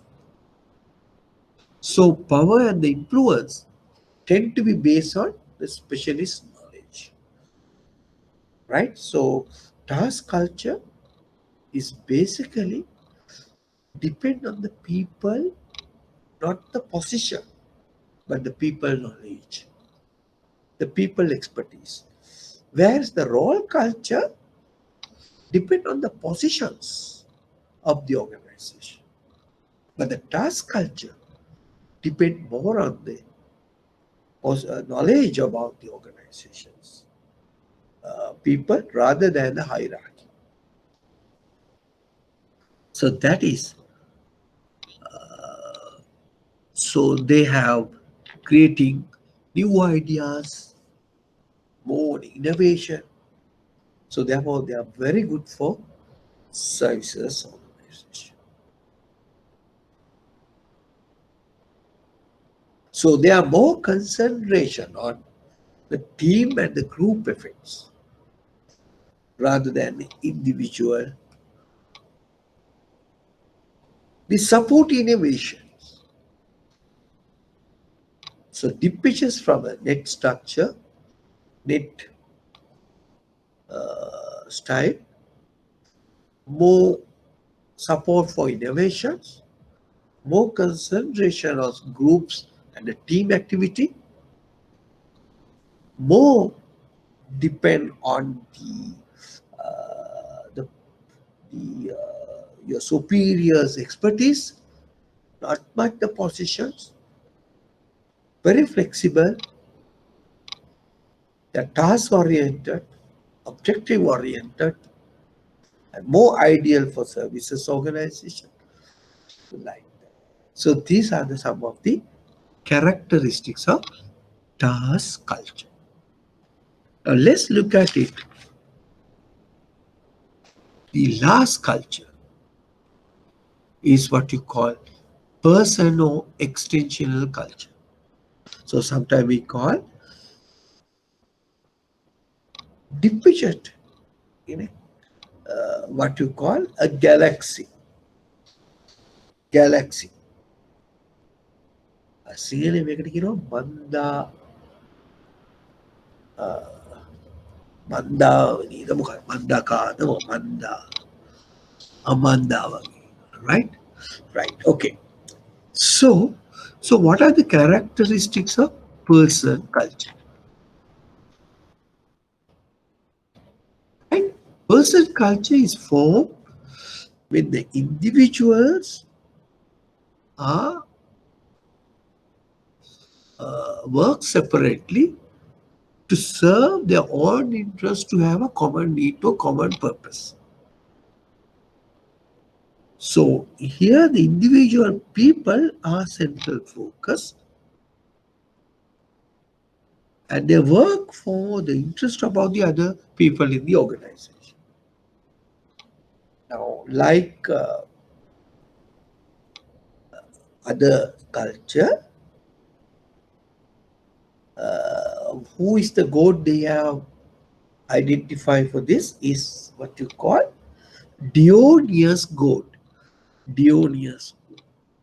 Depicted in the galaxy. Taruka. Like a net, like a everywhere is like now. If you go for certain activity, there may be a bulbs in every place. So like that. Mandakini. Right. I got the word single. Right?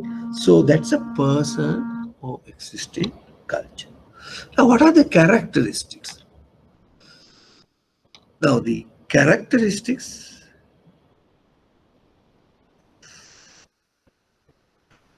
Okay, now I forgot to tell you the earlier culture, that's a task culture, is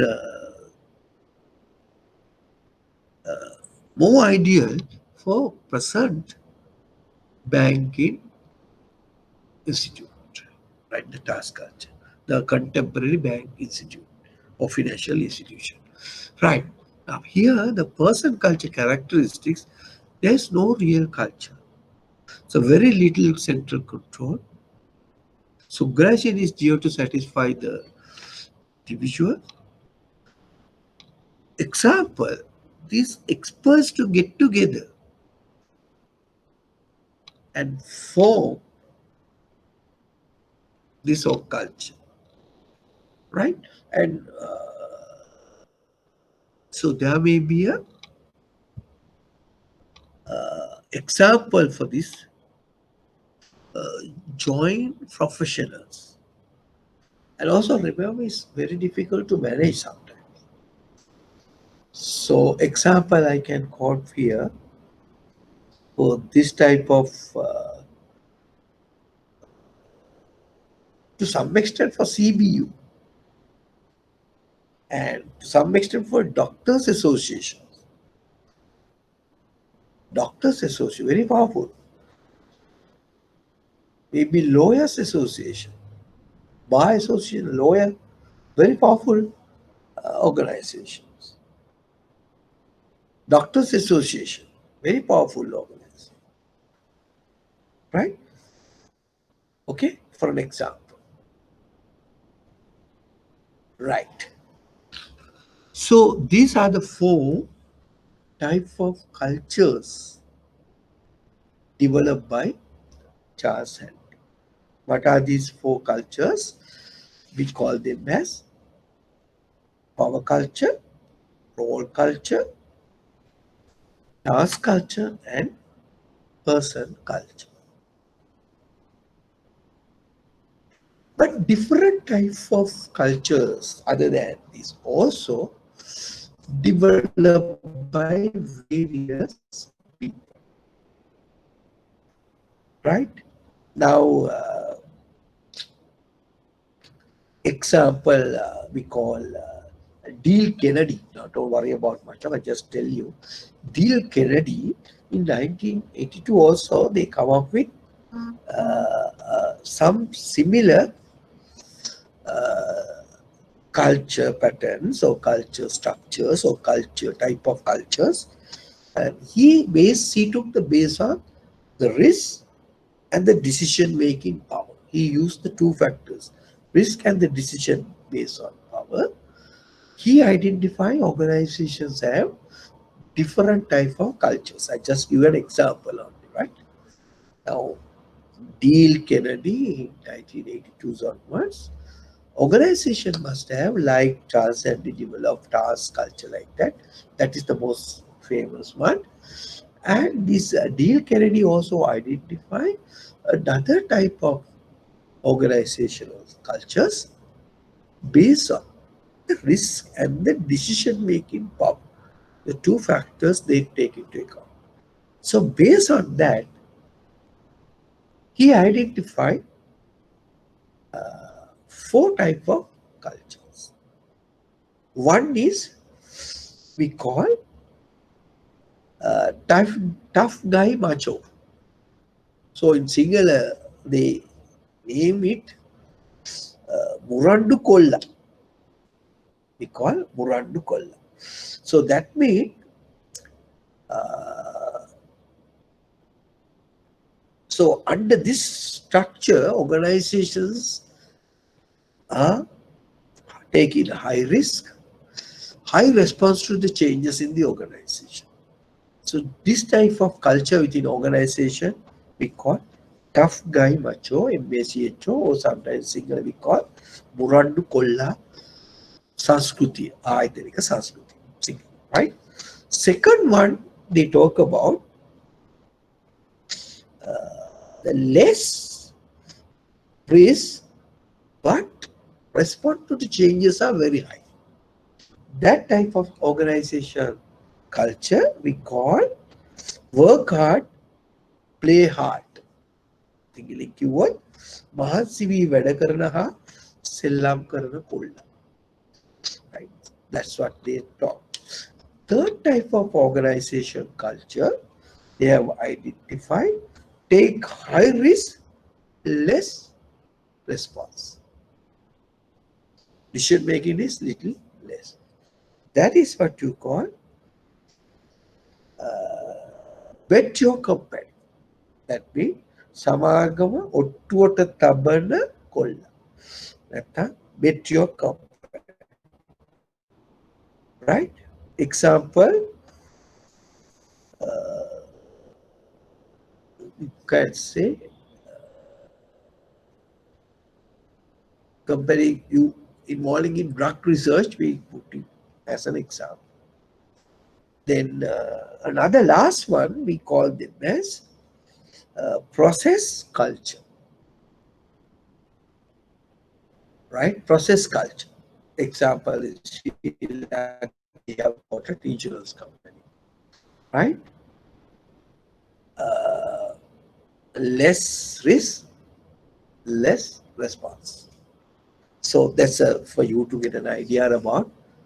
There are another type of culture developed by Deal. Just to, but a lot of organizations are practicing or having the previous culture like task, person, role, and power, right? Or club. So these are the culture. So let's look at it. How culture contribute to the effectiveness of the organization. That is what we are worried now. Right? How culture and organization effectiveness. What do you mean by a weak culture? What do you mean by a strong culture? Right? Okay. These are the factors developed by Peter Mortimans in 1982 in Search of Excellence book, and a bias for actions and bias for getting things done. So 7 attributes of excellent organization characterizing the corporate culture. How close your organization to your customers? How, to what extent you are listening to the customers' needs and wants? What is your organization autonomy and leaderships? These are some of the characteristics identify or attributors identify and excellent organizations. If the organization to be effectiveness, these are some of the cultural factors we need to look at it. In fact, these things we are going to discuss in the evolutions of management in search of excellence, right? And this is an excellent searches of book developed by Peter Waterman. And there they say if your organization to be a more effective organization, what are the cultural factors that organization need to be looking to? I touch that part again, the evolutions of organization, right? Okay, so let's look at it finally, right? Why organizations, importance of organizations culture for an organization. That's the important part, right? The importance of organization culture for an organization. Right. Let's look at it one by one. Right. It is not in your hand now. If you want, just put it down. Now, organization culture, as we explained to you earlier, is the personality of the organization. It's creating the brand image of the organization. First point. Because organized culture is the personality of the organization and it creates the brand value for organization. First point, right? Because it's give value for your organization. The name you said, superb, like that. If you say one bank, how about X bank? Superb bank. Young people, energetic, get the work done like that.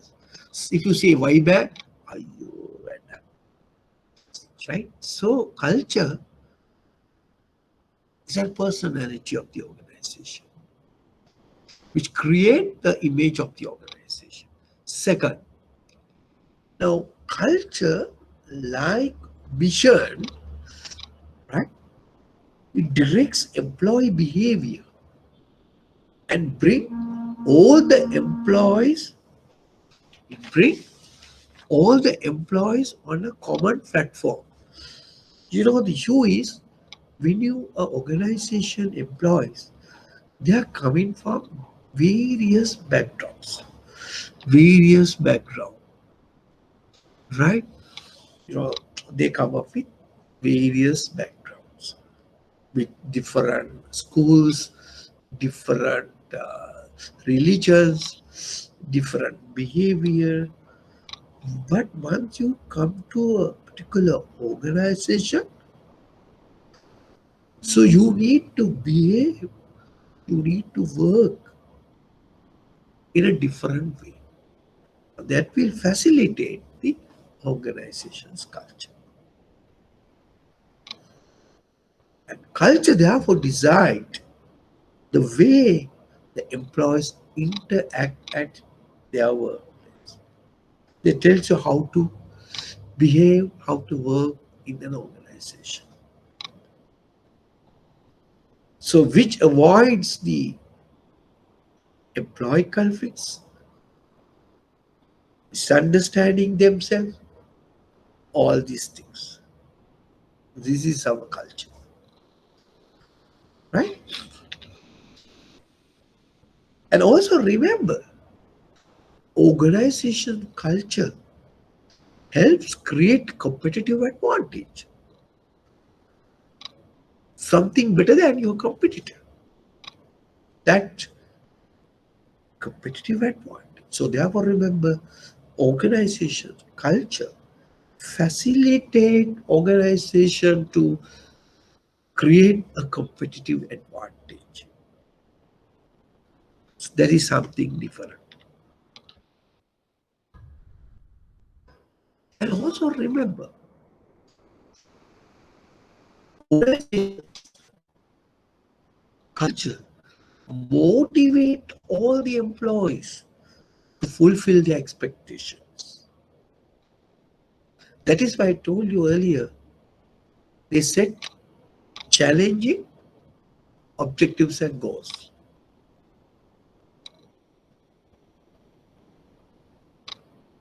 And culture talk about the intrinsic aspect than the extrinsic acceptance values. That means, okay, recognition is more important than a monetary value.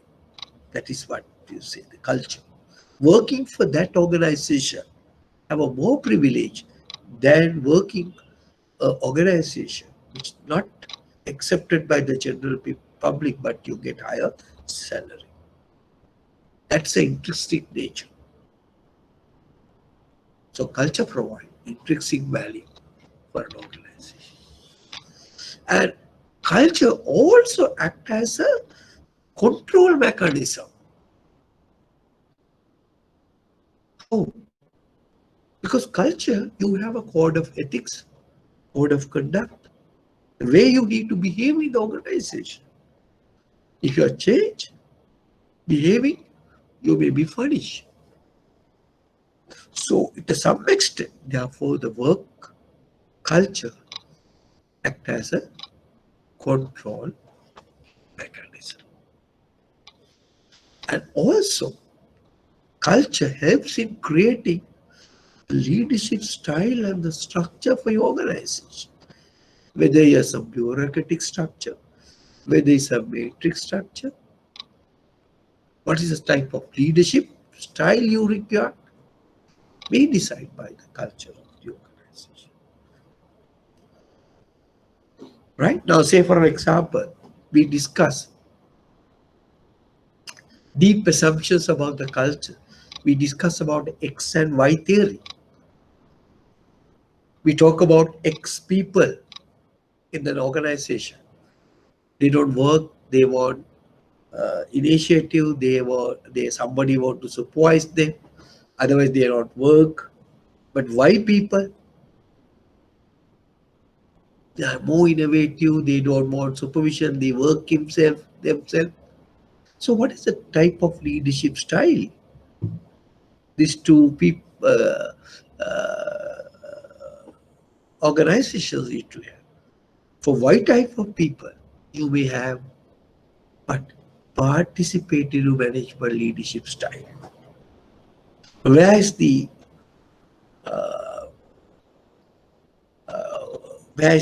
X type of people, you may have dictator leadership style, bureaucratic leadership style sometimes. So there, of course, you have a different style, right? Okay, so you need to look at the culture will give you. And also remember culture, which extract the best out of the each team member, and it will bring commitment. See, CO, commitments, brings the commitments. So that's what best employee of the year, best branch of the year. Your promotion is based on your salary is based on your performances. So there's sort of a culture. People try to work hard and more committed to your organization and to the job. Right? So these are some of the importance of organization's culture. for your organization. Right. So we took more time. Let's look at it now. What are the, what is culture? Us.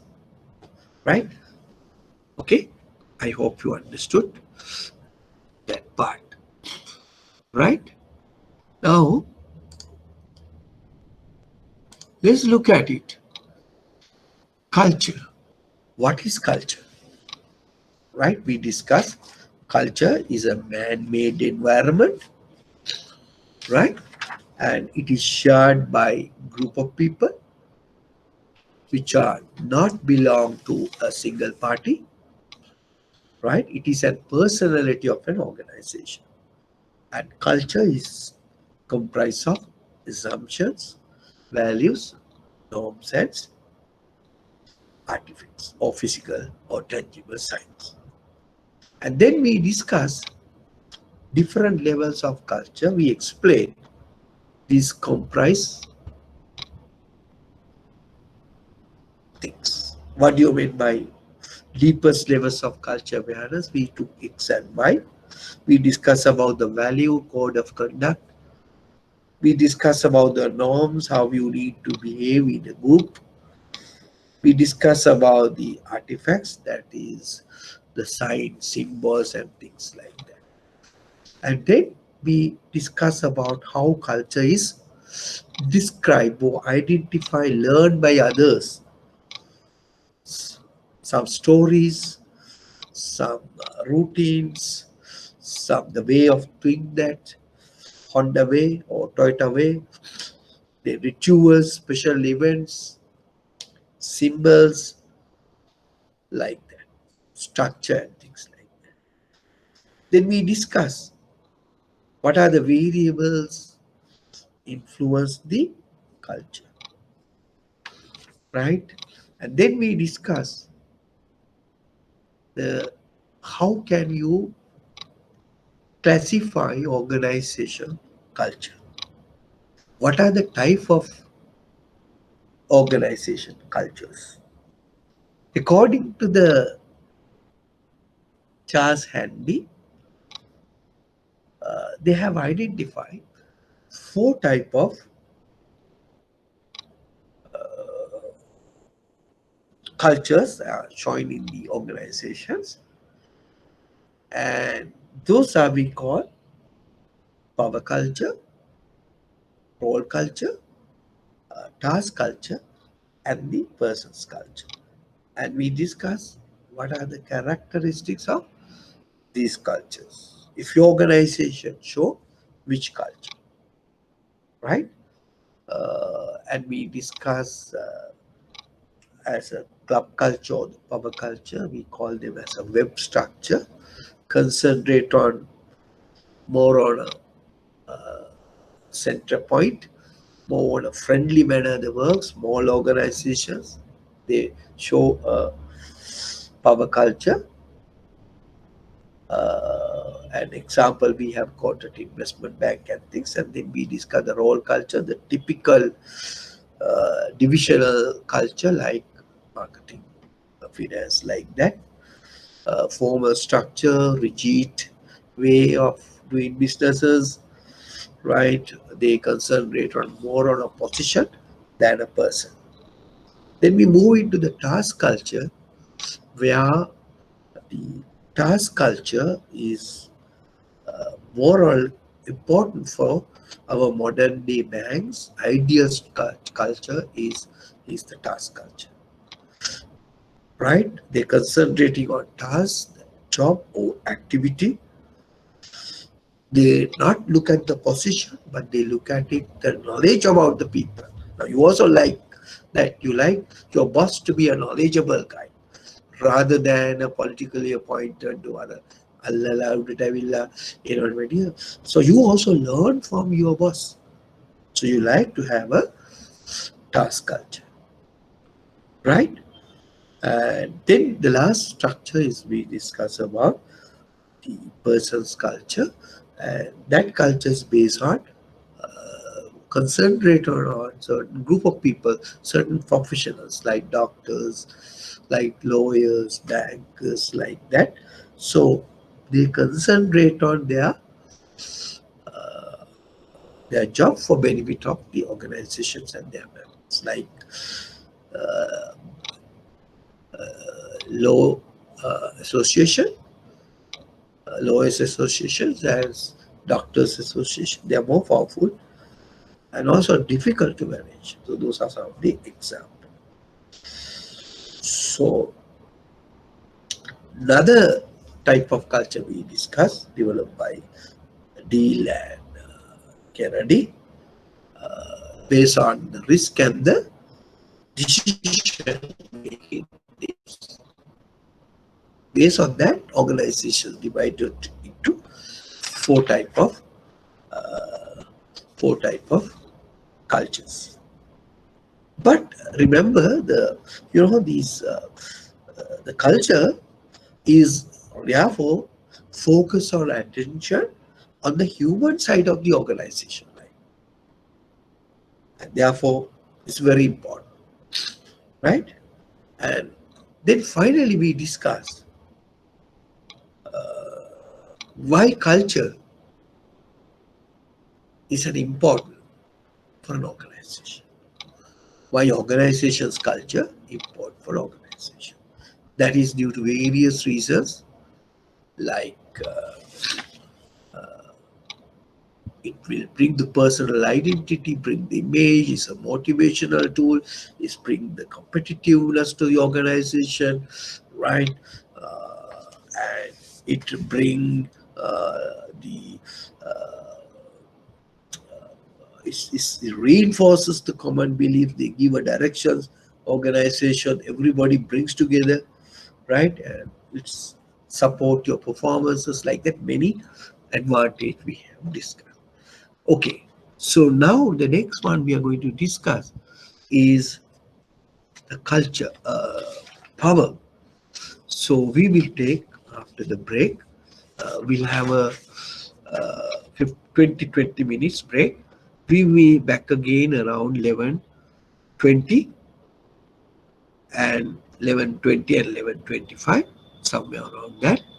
And then we start the power and then communications. And we try to finish today from this is provided we will start today the management style. Okay, so the next balance we are going to discuss power communication. If time permitted, we will move into management skill. It's another section. Okay, we will see you again another 25 minutes to 30 minutes time. Okay, have a break, refresh, and come back. Okay.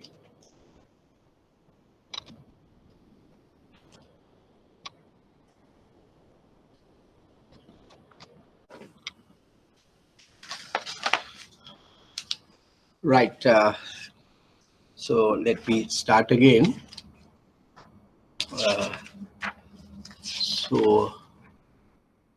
So you're okay up to this point. Okay, so we will start with the power, right? We discussed the power because so I need to cover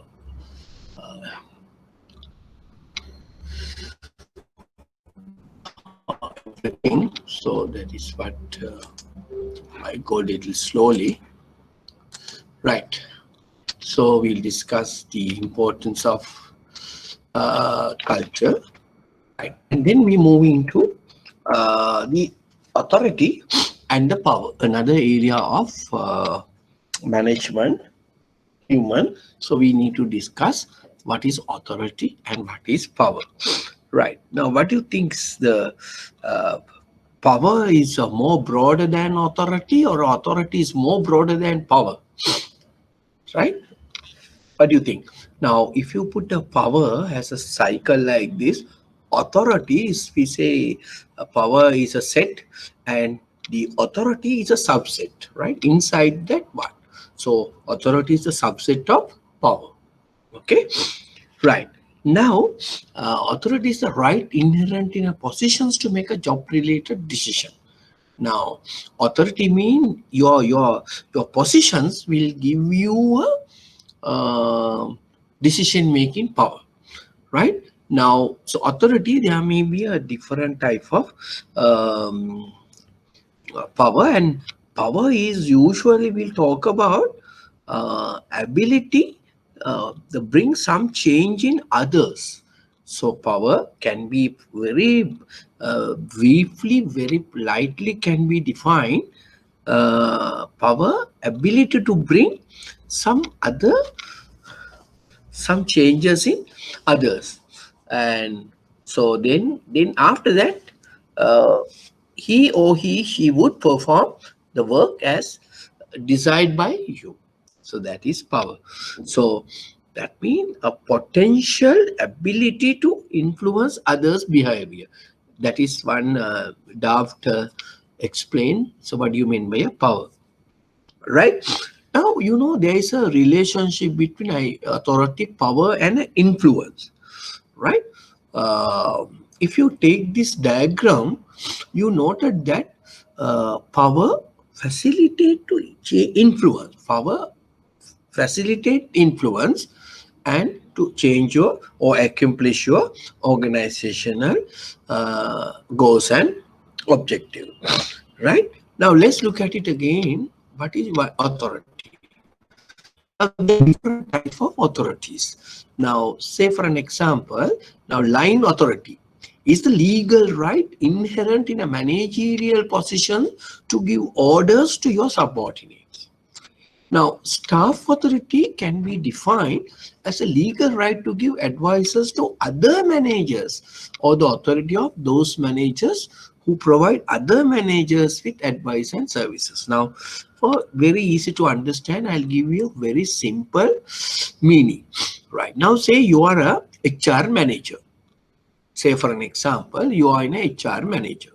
So you work in a bank as a human resource manager. What is your line authority as manager HR? So there are people work under you in the HR department or personal department. Still some organizations having because HR department, you are a HR head.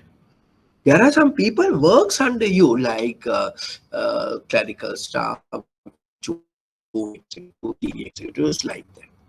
So you give some directions for your subordinates, you are working under you. That is what you call line authority. That is what you call line authority. Giving instructions for your own staff, we call line authority. Now, you as an HR manager, the say a finance manager, or maybe for branch manager for that extent, right? Won't have some problem with some employee.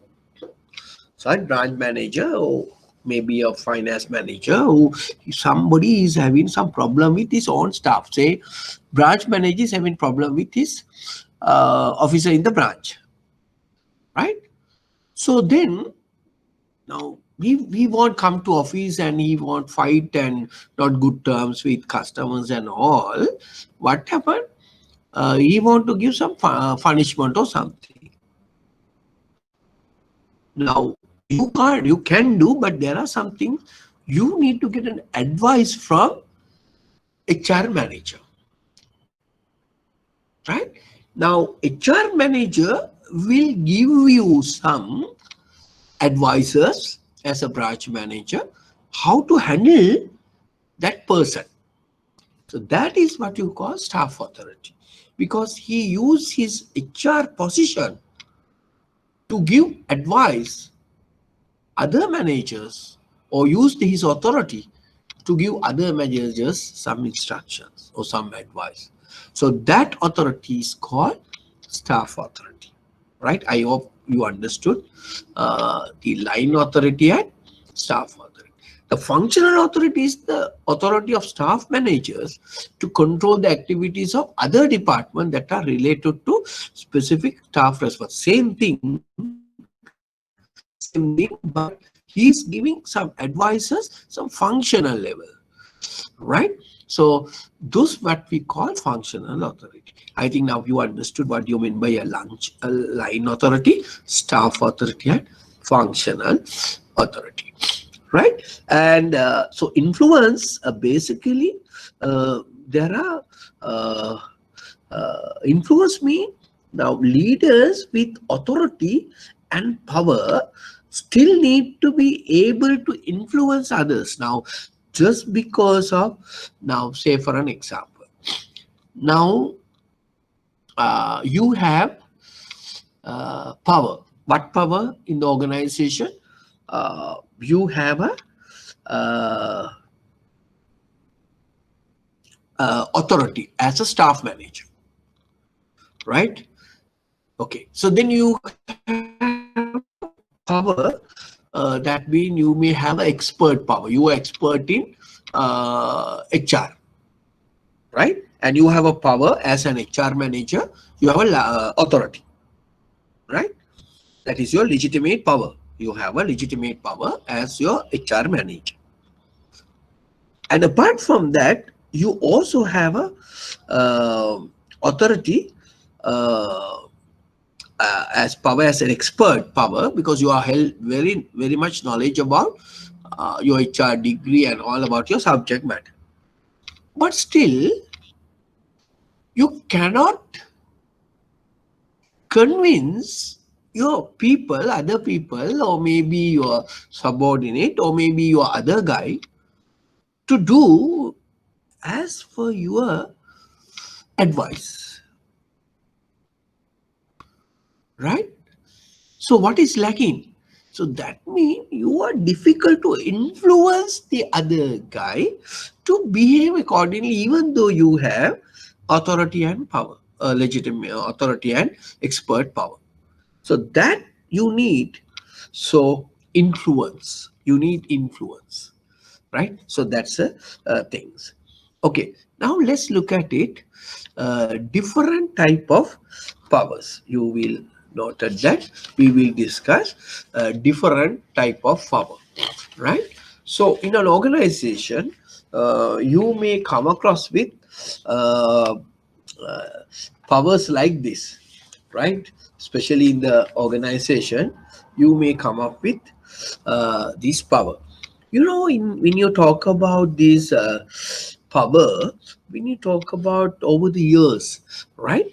Uh, Groups, the informal organization, interactive behavior, conflict, stress. Now, these are the some of the things which are not covered in an organization earlier, right? Now, the groups, the perform as a group, some features of a group, what do you mean by informal organization within the formal organization, and the interactive behavior, the conflicts faced by organization, employees, and the stress.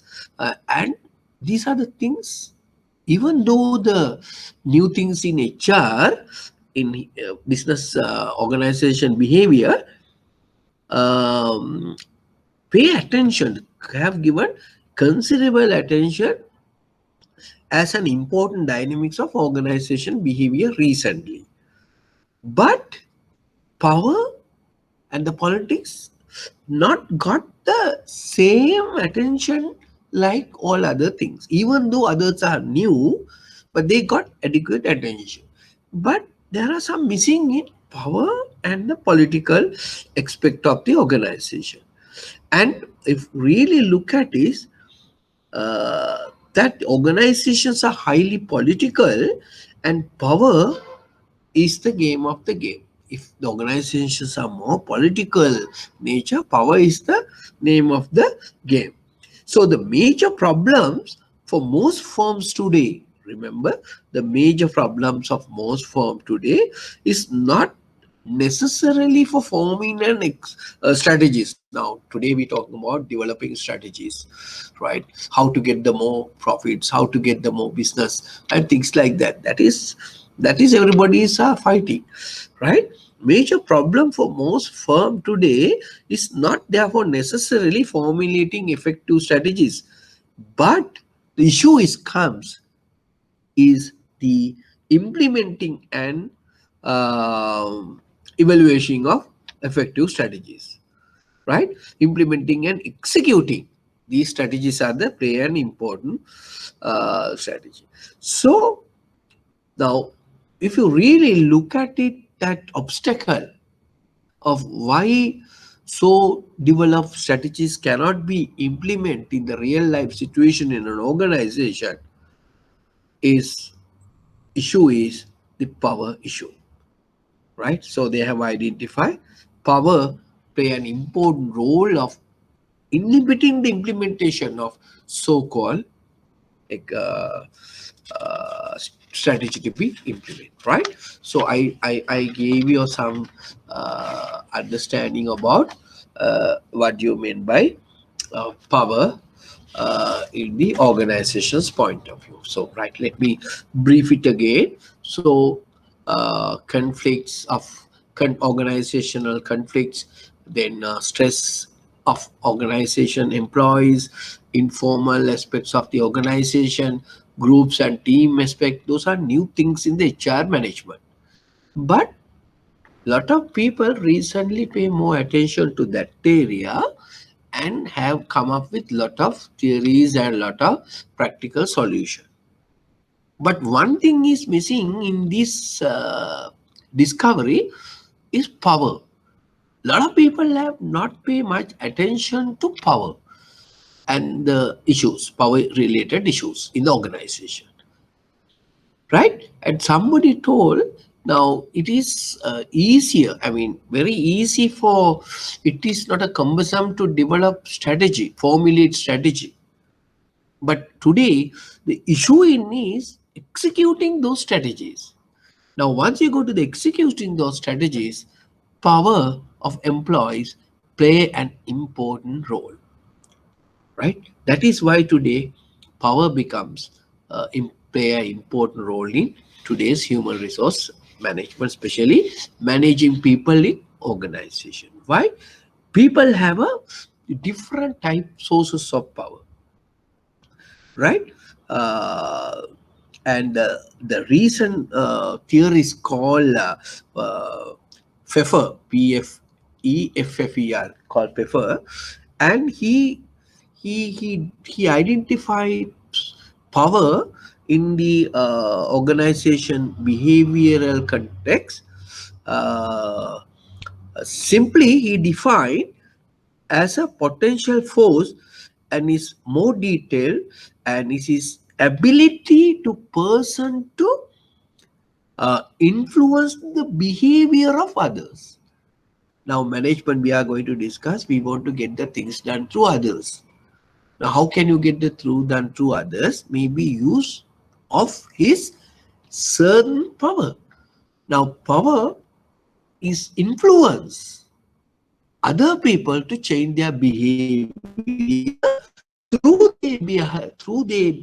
changing their behavior, trying to achieve the organizational objectives, right? So therefore remember, now let's look at it, how you as an organizational head, or how you as a manager of a branch or maybe head of a division use the power to change the influence of the behavior of your subordinates or maybe your colleagues. Through that, how can you try to achieve your organization's goals and objective, right? And for that, you look at it, there are different type of powers.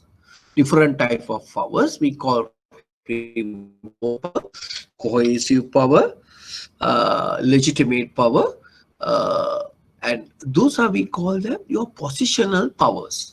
While your organization, you say you're a branch manager, right? So you have, as a branch manager, you have a reward power. you have a cohesive power. So you have a legitimate power as a branch manager, top of the person in the branch. You have a cohesive power. So we will discuss. Those are we call positional powers. And other three powers are your personal powers,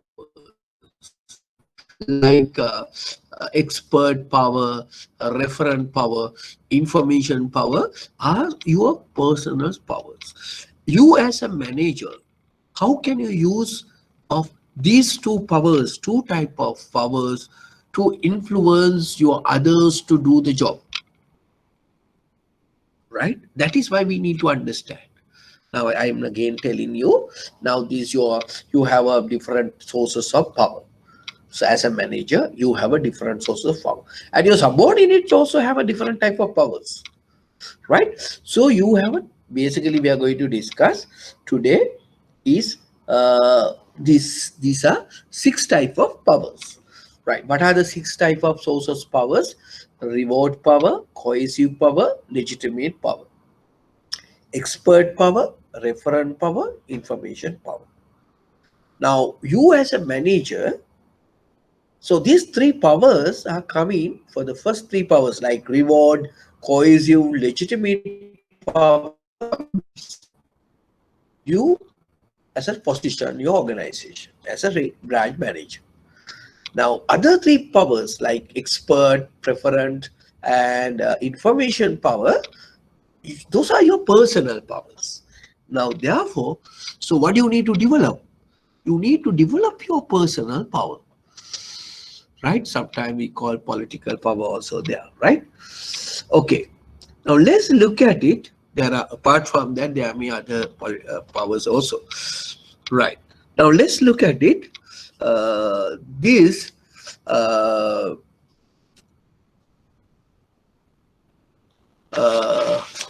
use your powers, right? For that, you need to have a knowledge about what is this type of power. Now, you know, as power mean, Stone and Freeman has identified ability to exert influence, that is ability to change the attitudes or behavior of individuals or a group of behavior, right? Now, let's look at it, the first power. That is the reward power. Now, the reward power, you know, is basically based on you can influence because you can person's ability to control these resources and reward others. Now, say for an example, in an organizational context, right? How you use the reward power. Now, in an organizational context, managers have potential rewards. What are the rewards power? You can say pay increases, promotions, valuable information, favorable work assignment, more responsibility, right? A lot of things you can, the employees know you have a reward power. So that means you can recommend, but specifically, I'm going to tell you that this is very applicable in private sector banks, right? The manager has a lot of rights, but the government banks have some issues with some due to certain other reasons. But the private bank manager have a lot of power, so he can decide your promotion because his recommendation is very much recognized. And for favorable work assignment, now he can give you tough job or for your comfort work, then and recognitions and all things can be given by your boss. So you have to make use of your reward power, right? So that means power based on the influencer's ability to administer rewards of the influence. So that is what you call the reward power, right? The reward power is like that. Now remember, these type of powers was developed by the scientist called, if you want, you can just put it, John French and Bertram Ravens, Ravens, right? These are the two scientists who develop these sources of power, who has identified these power, right? Then the next power we call them as the cohesive power.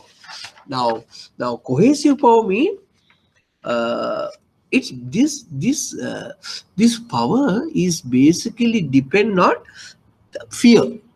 Cohesive power is depend on fear, and the persons with cohesive power has the ability to inflict punishment or evasive consequences. Evasive consequences mean make it unpleasant, unfavorable place to work, right? Both way you can do. Now, sometimes how can you do? Now, say cohesive power is you can make a punishment. Otherwise, you put him into the side. You won't give any work, right? You just put him to the one side, not giving any responsible work. That also become a cohesive power.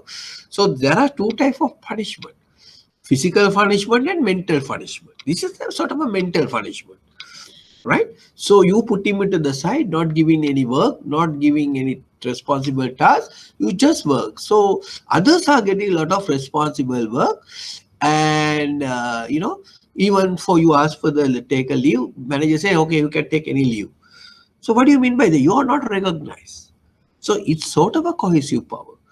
So through the inflict of punishment also, you can make use of. But there is a positive as well as the negative connotations of cohesive power, right? Using of your cohesive power. Now, in an organizational context, managers are usually have cohesive power in that can fire or demote people working, or you can fire as well as a demote, right? Or dock the pay, right? It's a legal legitimate right what is having. So therefore, remember, you make use of those power in a different way, right? Okay. So third power is identified by the this organizational behavior is what you call the expert power. Now, expert power you need to build. Now, power based on specific knowledge or skill that influence does not have others, right? You as a branch manager, or if you want to going up to your ladder, what you need? You need a specific knowledge or skill in that influences, right? So that will like this the knowledge about, that is why you are learning these courses, not only for pass the exam get the promotion, right? Remember, to build up your cognitive knowledge, right? So everybody is respect you, huh? Right? But when you talk about give us a promotion to one manager or AGM or whoever, you talk about ayu metta mantarangmat molene mokota dunna dala blokkata allala machan. Those are the things they talk about. But nobody will criticize you. No, he's a qualified guy, he's expert, he having a knowledge and also his skills. So we are going to discuss a different type of skills, different type of knowledge about your product knowledge, about your industry knowledge, about your bank knowledge, about your product and services knowledge, and the skills your technical skills, your conceptual skills, and your HR skills. So all things is you need to build up. So you need to get. That is why you are doing following this class. You get what, that is why you are doing MBA degree, all things what you are learning. Why? Because you want to improve your expert power.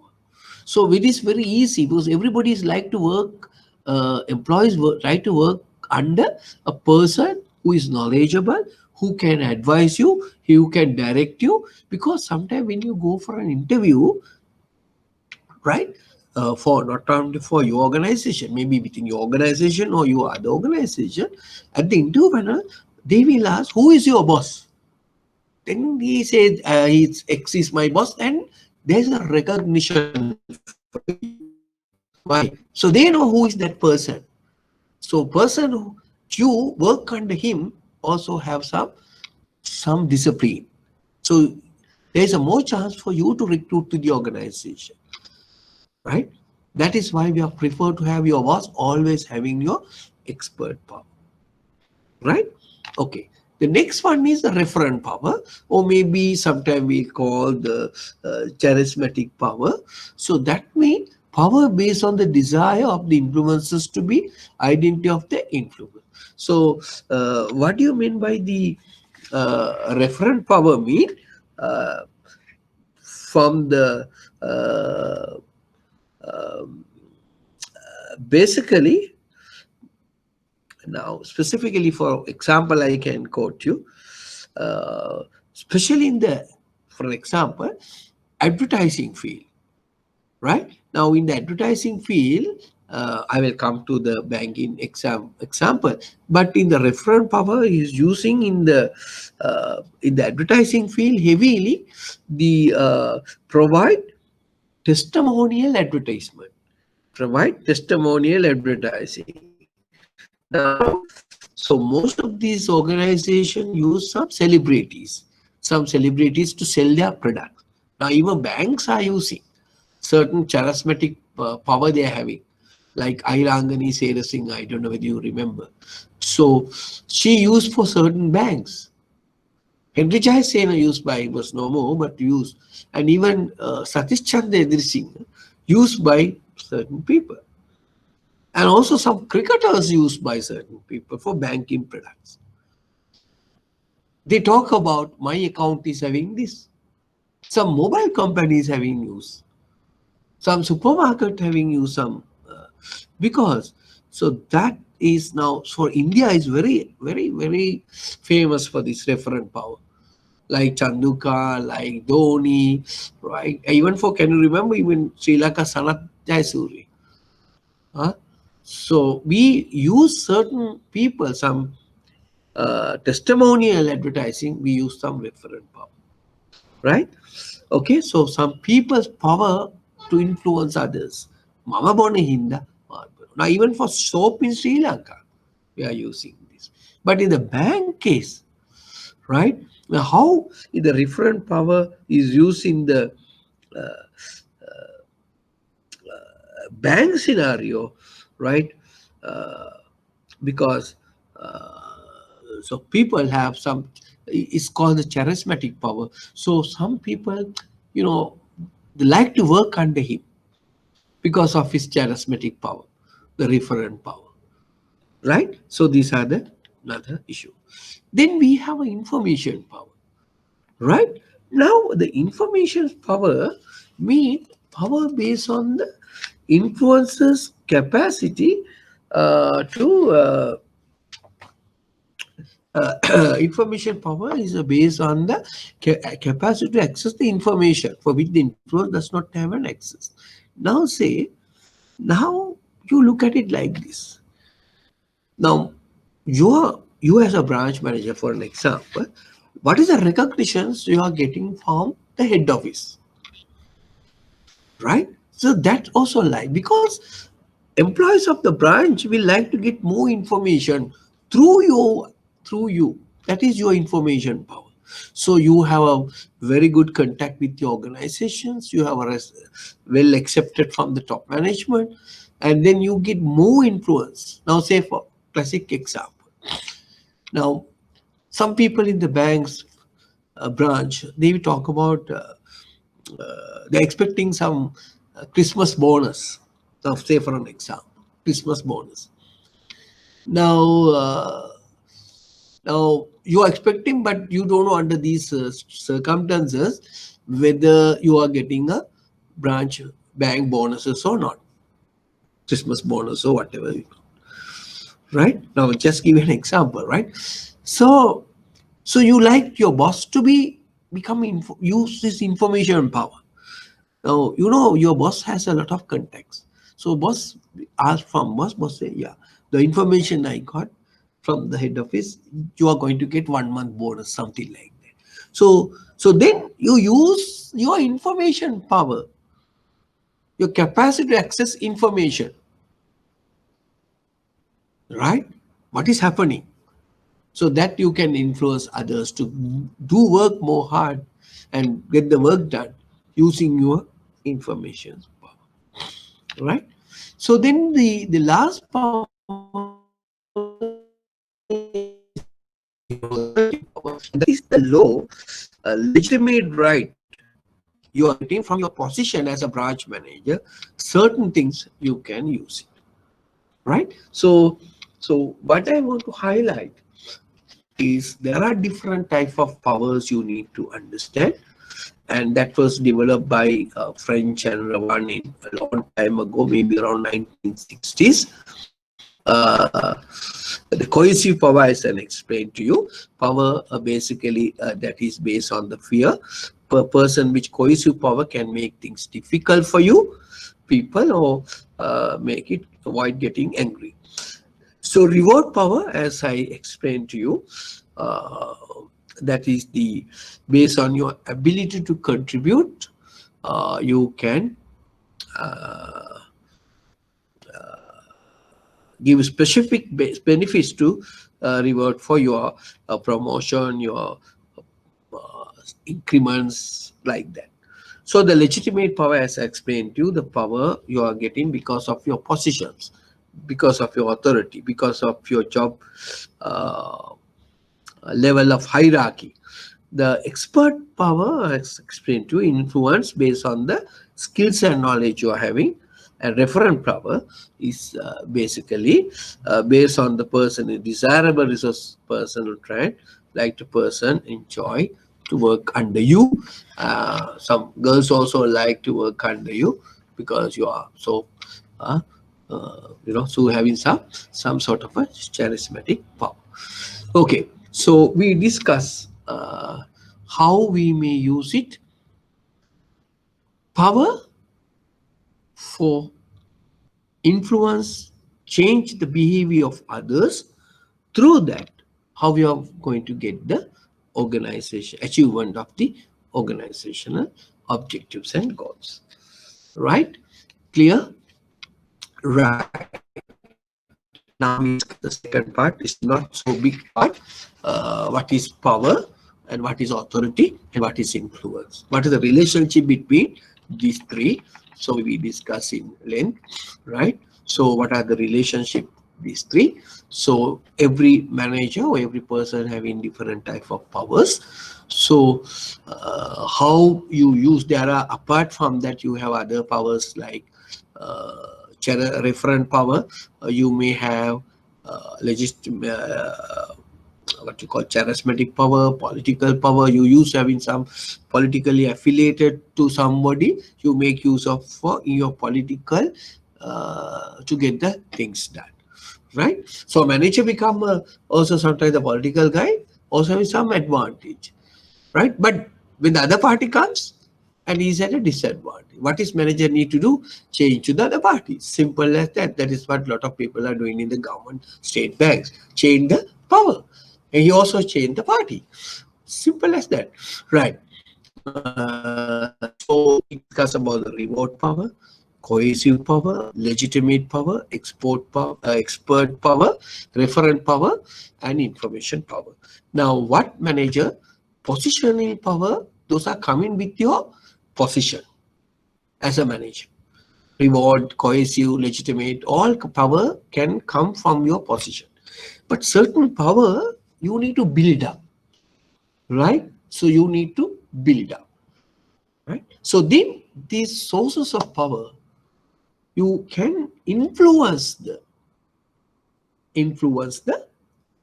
your employees, and then through the changing behavior of others, you can get the things done. Thereby, you can achieve your organizational objectives and goals, right? Okay, that is what you call how in a management in human resources, how sources of power choose to achieve the organizational goals and objectives, right? So then we move into the next is what you call another some important area, what is called the communication, right? What do you mean by your communication? Uh, and what do you think about the communication? Now, uh, because of because of advance of technology, now a lot of people are today have a different method of communications through blogs, wikis, the Facebooks and all, and the politicals and social transactions, and the workforce diversity, right, become more challenging today. The communication is now become more complex and more complicated, not like those days. Those are very straightforward communication, right? So now today, you are come up with a lot of uh, issues with communications, right? Actually, the communication, the importance of communications to organization, especially in HR management, identified initially by Chester Bernard, the scientist called, I mean the sociologist called Chester Bernard, and he said how important the communication, especially he has identified in the World War II, how important the communication. And this is building of the present day organizational communication. Right? Now, so there are many definitions for communications, right? Now, one definition is communication. You see, it is a communication we considered as a process. It's a process. Now, the moment you say process, remember, process means series of activities. The word comes, the process comes to your mind. What do you mean by a process? I won't repeat it again, right? Process means it's a series of activities. So communication is a process. Now, process with response. Activity, what we're expecting? Response, right? And what I'm going to do as a me, transmit information between two, three parties. That is why I call this an in process, right? Because it's transmitting information from one party to another party of three activities, right? So that is important for communication, right? Now, there are many definitions like other definitions. There are many definitions for communication. Now, Griffin is another famous scientist in management. In 2012, he said communication as the process of transmitting information from one person to another person. Very simple. The process of transmitting information from one person to another person. That is what Griffin in 2012 defined what is communication. And there's another guy called drafting. These are drafts, and these are grooves in management, right? What he said, the process, now communication is the process again by which information is exchanged and understood by two or more people with the intention to motivate another person behavior, right? So that is why we need to communicate, to influence or motivate the change of other person, right? So that is, some people are telling uh, communications, right? And you see the communications definitions, there are many definitions, and actually it is an exchange of ideas, right? So the communication, that means the process of exchanging information, right? Now, for all managers, remember, the communication is important. That is what is come to the organization level. Whatever the position, as an employee, as a manager, communication play an important role, right? And also remember, communication facilitate other functions of the organization, like marketing or whatever other functions. The communication support or is a catalyst to perform other functions better. Now, what Tom Peter, in Search of Excellence, a book, he said, the successful organization in the world today have an effective communication system. Now, I'll give you an example for that in local political situation, right? Now, how good the knowledge about the industry, about the situation, and all about our one of the leading political lead in Sri Lanka. What is lacking? The communication aspect. So he failed most of the time in the elections because of he's not in a position to communicate properly or you know correctly or influencing behavior of motivating others. But whereas others, some leaders, he knows how to communicate for general public better than the other guy. That is how win more elections. Right? That you need to understand how important the communication. So in that case, how important the communication in the business life, you can understand. Right? Okay. So, and remember, and it is noted, the communication spend considerable time of a manager, right? You see, around 60 to around 60 to yeah, around 60 to 80%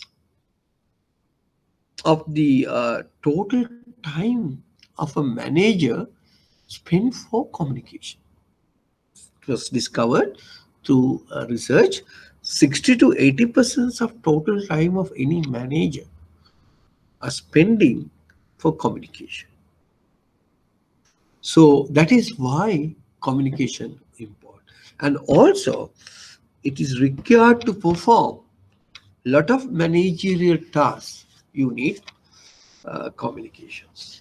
So therefore, communications play an important role in the organization. Right? Okay. Now let's look at it. What are the five basic modes of communication that a person requires to master? As a manager, you need to have a communication modes. So you can do through reading, you can through listening, you can through speaking, writing, non-verbal communication. Now, as a manager, you need to build these communication skill. Now, there are different type of communication methods. Sometimes we call vertical and horizontal. Now, the vertical also can be downward and upwards.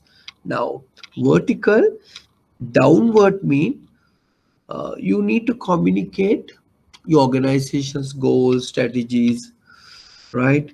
You need to communicate the performance feedback your employees to tell where you are weak, where you are good, and you need to give some job instructions to your people. So you need to explain the procedure. So those are we call downward vertical communication. So there are some upward vertical communication methods also.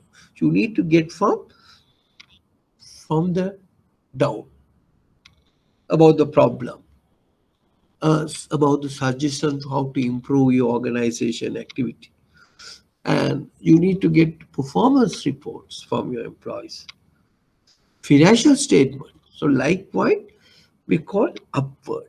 There's a downward. Both are vertical. These are type of communications.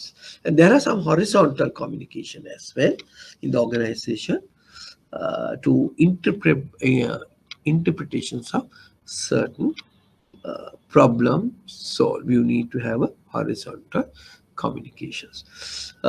If you go to specific skills, what you I don't want to explain you the communication process, sender, like that. So those are very basic things. So what I am specific here as a manager, why communication important for organization, what are the things you need to develop, you need to understand different type of communications, right? So skills you need, how you develop skills. How many of you have reading newspapers? How many people you as bankers read daily FT? You need to write at least the business page about these newspapers where you get a lot of information, right? Okay, if I ask you a simple question to check whether you are knowledge on the reading, right? Okay, if I ask you what is the reason, I'm just give you and put something you why it is important to develop your reading skill, right? Can anybody tell me what is the primary dealer recently requesting from central bank to avoid doing business as a primary dealer? Can anybody tell me? Kavindra, can you tell me what is the primary? I know you know what is primary dealer, right? So who is the primary dealer? What is the primary dealer? Recently, that is from December 1st. They are not anymore operating in Sri Lanka as a primary dealer. They themselves request from the central bank, got the permission. What is that primary dealer? Huh? Anybody knows? No idea. Can anybody tell me? Dinusha, can you tell me what is the primary dealer? You know, there are different type of primary dealers now. So your bank also have a primary dealer, right? Who is the primary dealer requesting from the central bank as our regulator, avoiding continuation of business? That is net wealth, right? Net wealth primary dealer. So he got the permission. It's November. From December 1st onward, central bank has given permission, right? Okay. So these are the new things. How you get to know all these things? You need to read newspapers, right? Okay. So you need to be updated as a specifically the bank manager. You need to know about the bank. That is why you need to know how many banks in Sri Lanka, how many finance companies in Sri Lanka. Those are your competitors, right? So for through the reading, and you get a lot of information, develop your knowledge, things. And also you need to listen. So we are having little lack of listening. Sometimes your subordinates have a lot of knowledge than you, so you need to get things from your subordinates as well through listening. Other ideas. You need to respect other ideas. Or sometimes you can do interviewing. Also, you can regarding business communication skills. You need what you need interviewing skills. You need to have a reading skills, and you need to have a listening skill, and you need to have an interviewing skill. Because why? Because you need to interview certain corporate customers. For that, you need to have a, and also you need to have a writing memos and all, right? So that is the skills you need to develop. That is the competencies you need. How to make a presentation, right? How to conduct a meeting, how to negotiate for certain uh, pricing, right? And presentation, how to speak. Those are the communication skills you need to develop. right? Okay, why? Because conducting meeting according to the agenda, right? Some people like to go for those meetings because they say he's talking to the points. අනම්මනම් කතා නැහැ, වැඩේ කළා, වැඩේ කිව්වා, point එකට කතා කළා, ගියා. Right? So it's not a waste place, right? So that is the skills you need to develop as a business communication. So see whether you are having all this. Through reading, you get that reading skills, right? And then we are moving to the next point. That is what you call the functions of communications. What are the functions? So communications serve main function within your organization. One is control functions. Now there are some through the communication you can use the control. You can give a verbal warning, right? You can give instructions, right? Through communications you can perform as a control function. Next one, communication can be used for motivation. There are a lot of motivational speakers there, so sometimes we'll invite them, right? For your bank also you may have some motivational gurus. He come and tells and inspiring you how to do the job proper. In Sri Lankan cricket team, we also have some motivate, right? When they at the very bad stage, they go and talk to team and try to motivate them to perform better. So through the communication, right? So you use can serve as a motivation. So the next as an emotional expression. Now, say for an example, the emotional expression, sometimes the emotional way through, especially the mentoring and especially the mentoring. Also, a lot of organizations now we have a mentor. So through communication method, we can improve the emotion, right? And then another method is information sharing. So whatever the knowledge you are getting, you need to share it. Sometimes managers were requesting to conduct meetings uh, at least for once a week. So usually managers are having meeting, right? So during that meeting, you are sharing information, in terms of your bank branch information. What is our target and what is the present situation? So how many deposits or how many loans to be given? What is the CASA percentage at the moment, like that within the branch. As a manager, you can talk about your own entire bank as well as your industry. And also you can develop your knowledge. Some banks are doing manager requesting one person in the branch to talk about some competitor activity, right? Special feature you can nominate in the branch.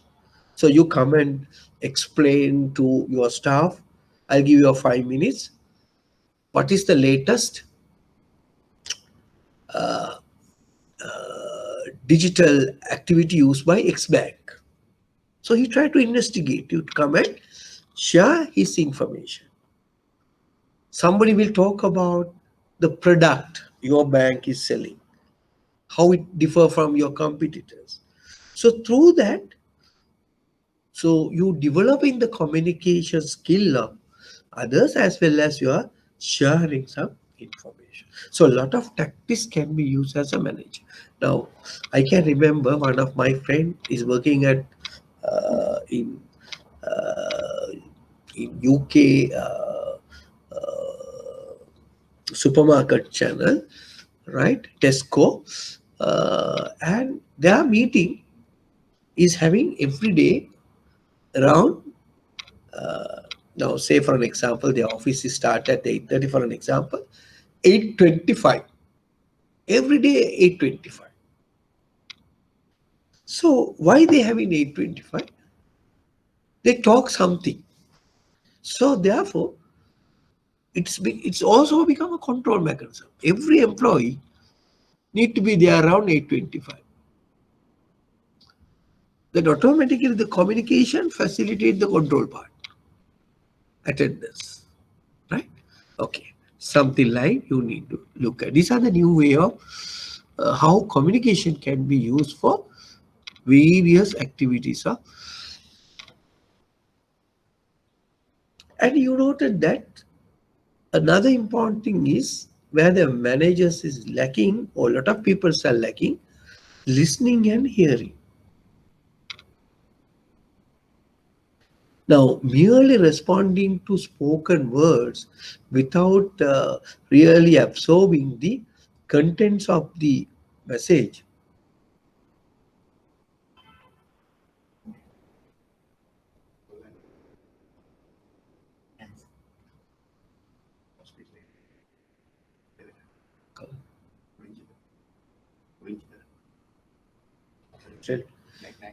right. Okay. So good news and the bad news. I don't know. Some of you may have a good news. So today afternoon lecture is not conducting because your lecturer was not well. So he's not well. Therefore, he may not conducting today evening lecture. So he will continue next Sunday, right? So today, happy news is that, bad news, you are losing the subject, right? Okay, so evening lecture today is not having today, right?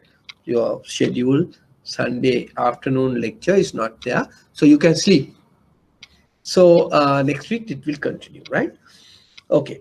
Now the listening is actually you are really attentive, right? Lot of people are hearing but not listening, right? How many of you are listening, right? Okay. Now let's look at it. What are the level of listening, right? There are different type of uh, listening, right? So remember, think about you. How many of you are attentive, active listeners? There are different type of listeners. Now, when your subordinate comes to you to tell something, what you are doing? Usually, okay, you go ahead, go ahead. So then your subordinate is telling, boss, you are listening to me. Yeah, yeah, I'm listening, but you're doing all the other works, right? So this is not an active listening, right? So the good active listening, you must have eye contact, remember, right? And head movement, right? You at least you give good response to your person who are talking. You show you are really listening. While you're listening, you ask some questions, and sometimes you also reconfirm. So what you telling me like this? No, right? That is reconfirm, and those are the some of the effective or active listening. You may have sometime you don't want to listen, so you are ignoring. So you don't want to listen to that fellow. Some are sometimes you pretend that listening, right? You want to, there are some selective listening. Why? You are listening to only for certain things or certain people. Some are important thing is attentive listening and empathetic listening within the other's frame of reference. You also listen. But most important thing, the active, attentive listening is important. That is your communication be fruitful. So how can you do a active listening? Have a eye contact, head movement, attention. So your concentration, ask questions on what he's telling, and reconfirm, reiterate what you're telling, and you become a party to that question. So those show you are active listener, right? Okay. So that is a type of this, and also you noted that in the communication process,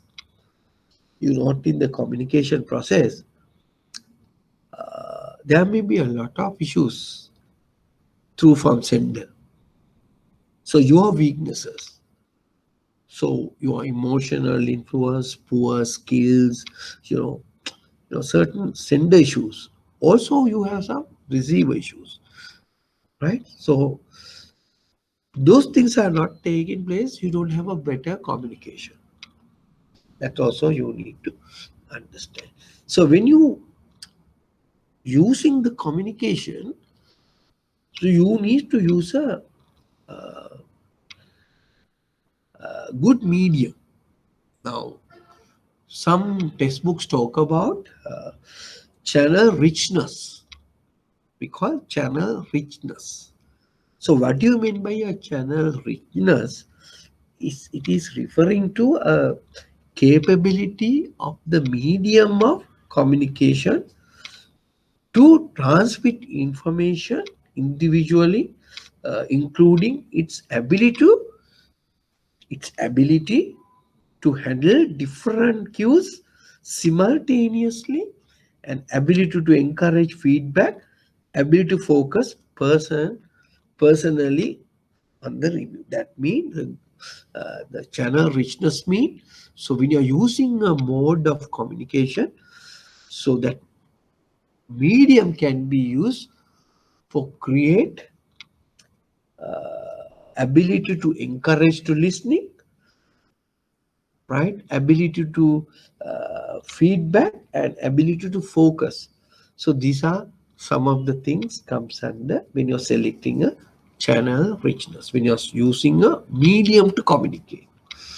So therefore, there are some weaknesses about in the communication process through sender and the receiver. There may be some issues, right? Sender issues as well as receiver issues as what is the medium you're going to use to communicate, right? So these are the some very basic things about the communications. And then you noted we discuss about non-verbal communication. We are not communicated through verbally to provide the informations either consciously or unconsciously, regulate the flow of conversation, to express emotion. These are the function, specific function performed by non-verbal communications, right? So those are some of the straightforward things. And also remember some of the when you talk, what are the gestures you use, right? Some of the gestures you use, right? See these three guys. Jimmy Carter is now here. So how he use certain communication things. Now, this is the facial expressions. As the same person, through the face, you have a different expressions view for different meaning. Oh, ah, ah, like that, somehow. Your same face, you need to understand certain expression is going to show. The facial expression, right? When your employee comes to you, you need to understand his facial mood, what is going to communicate to you. Likewise, your subordinate is also going to know what is your mood through your facial expression. To what extent you are going to become listening to him. Right? So facial expressions also play an important role in communications. And face also talks. Right? Remember, face also talks a lot of things. So these are some of the non-verbal communication. And also eyes, right? Also tells you so many things. There's a song also on this, no? Right? So eyes also tells you. That is why I'm always told you, keep on telling you, you must have eye contact. Just show you are actively listening. Right. And also, some people communicated in a different way. Right. This is everybody's look at it too. The way you done a haircut. So this is a non-verbal communication. Get attention for me. Right? So those are some of the non-verbal communication methods. But don't try to do all these things at the office level, but you need to understand. Some people come up with new haircut. Why is that? Some sort of communication. Get attention for me. Right? Okay. So in that case, we have just completed the power and the communications. Right? So the first lecture in this section we've covered. I have already communicated to you, or I already sent to you the next part of the managing people in organization is management skills, right? Where we are going to discuss about the what is management and what are the functions very briefly, and how management develop in today's context, evolutions of management, and those things and decision makings and things like that we are going to start next week. Right. So since you don't have a lectures afternoon today, right, was cancelled. Right, no lectures in the afternoon, right? The next Sunday will start. But today, tomorrow, I am in the next Sunday, I am in the morning, evening, the normal lecture. Today, only the afternoon lectures cancelled. Right. Anything you need to clarify or understood? Any questions? Okay. Gayatri, okay there? Danusha, right? Clear? So then we will wind up today. So we will, Dinusha is okay, right? Tayaparan, okay, right? We will see you on next Sunday, 8:30 to discuss the management skills. Okay.